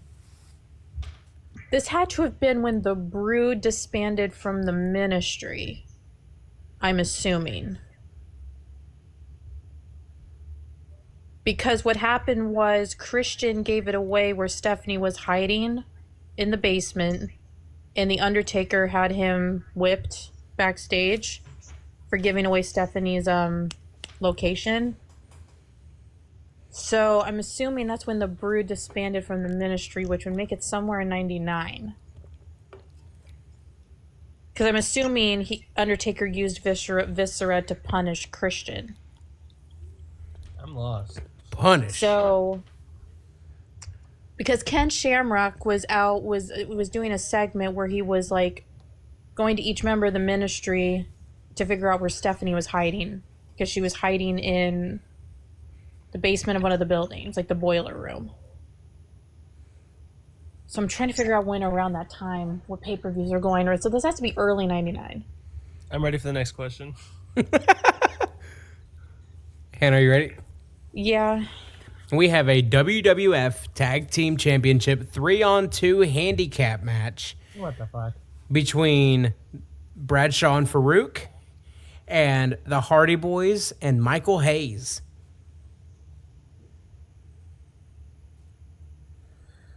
Hannah, do you know it? You got a year. I have a year in mind, but I'm trying to figure out what pay-per-view. This isn't... So it wouldn't be Royal Rumble. Unless it would be.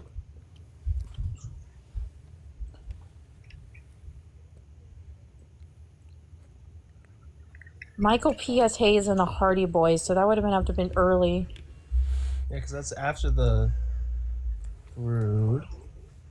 Because the Hardy Boys ended up becoming the new Brood at one point,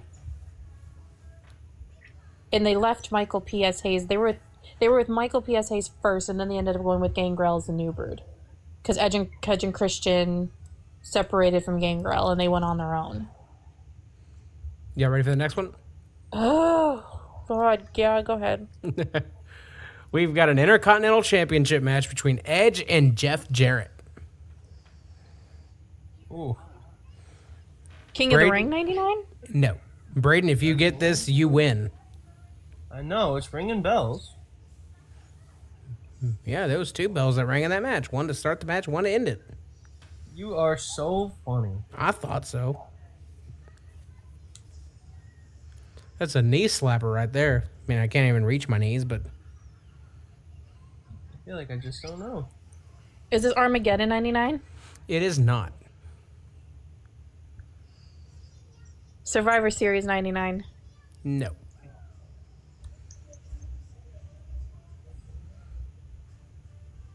Is this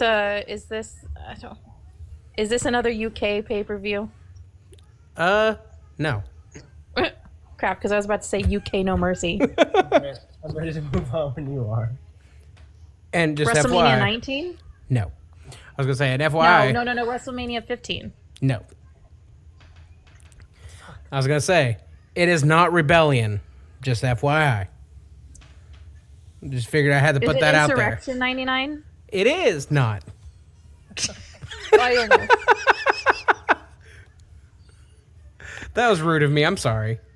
That was very rude. Funny. Just it is. not like- Never mind. Not. It is not. Is this SummerSlam 99? No. God, what other pay-per-views happened in 99? Quite a few of them, actually. Yeah, don't... Whatever. I'm ready when you are. All right, Hannah, you ready? Yeah. We have a European Championship match between D'Lo Brown and Midian. Versus Midian. Midian's interesting. He's an interesting fella. Midian was also part of the ministry.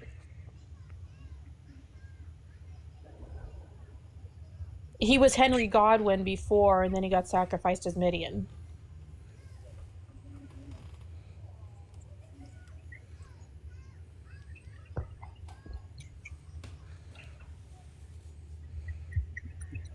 Y'all ready for the next one? Yeah. Braden, you ready? I guess so. We've got a match for the Hardcore Championship between Big Boss Man and Al Snow. God, how many matches were on this card? There is 1, 2, 3, 4, 5 more. Dear God.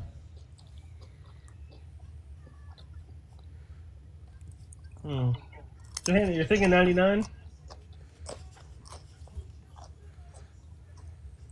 Because I am too.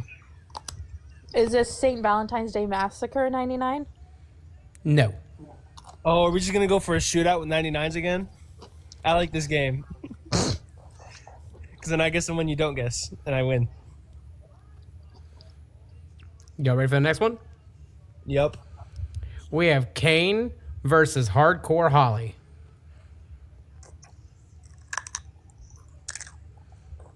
Five-star absolute classic. Sounds like it.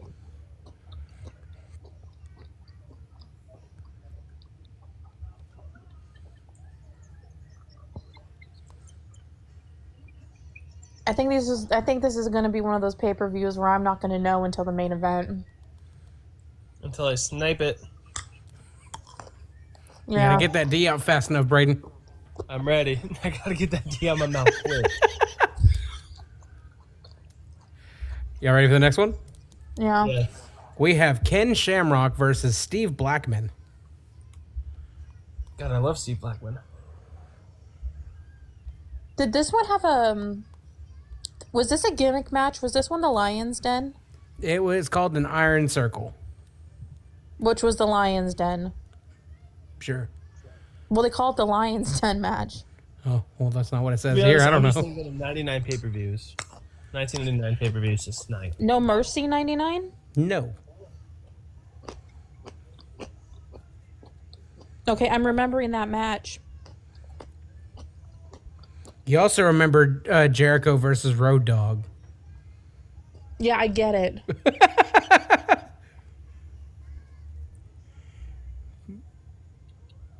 Braden remembers the San Diego area code. Well, sorry, I don't live in California. Don't be sorry about that. I'm too broke to live in California. I'm too broke to live in Washington, yet here I am. Over the Edge 99? No. Yeah, I guess I'm ready. There are 3 more matches. We've got a tag team match between Road Dogg and X-Pac versus Billy Gunn and Chyna. Oh. Halftime Heat 99? No. Hurry up, Braden, if you want it. You... I can't think of any more. Rebellion 99. No. Wouldn't that be some shit? Unforgiven 99. No. What else happened in 99? Is this King of the Ring 99? It is not. Did we say Unforgiven 99? I think you did, but no. SummerSlam.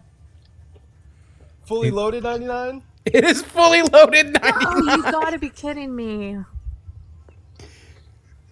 Oh, shit. I forgot that they had a Fully Loaded in 99. That's the problem. I see the pay-per-view in my head and I know what it is, but I don't know the title. I totally spaced on the Fully Loaded. Oh dear God, because of that famous poster of Triple H and frickin' Chyna. Those 99 pay-per-views, Hannah. should've 99 just gotten wasn't a that. good year. I should have gotten that. You really should have. I stole it. I'm sorry, but I win. I did all that work because I know all the storylines that happened that year. And I fully loaded dear. Ugh. And it's ironic. It's ironic that the next year in 2000 is my all-time favorite goddamn pay-per-view of all time. What in the actual hell? Technically, Jamie Rose here in the comments got it right first. Well, whoop-de-frickety-doo. It's time for Hannah's Crash Out. That's the theme song. Yes. And we end on a Hannah crash out per usual. The rest Yeah, of the trademark card segment, my crash outs.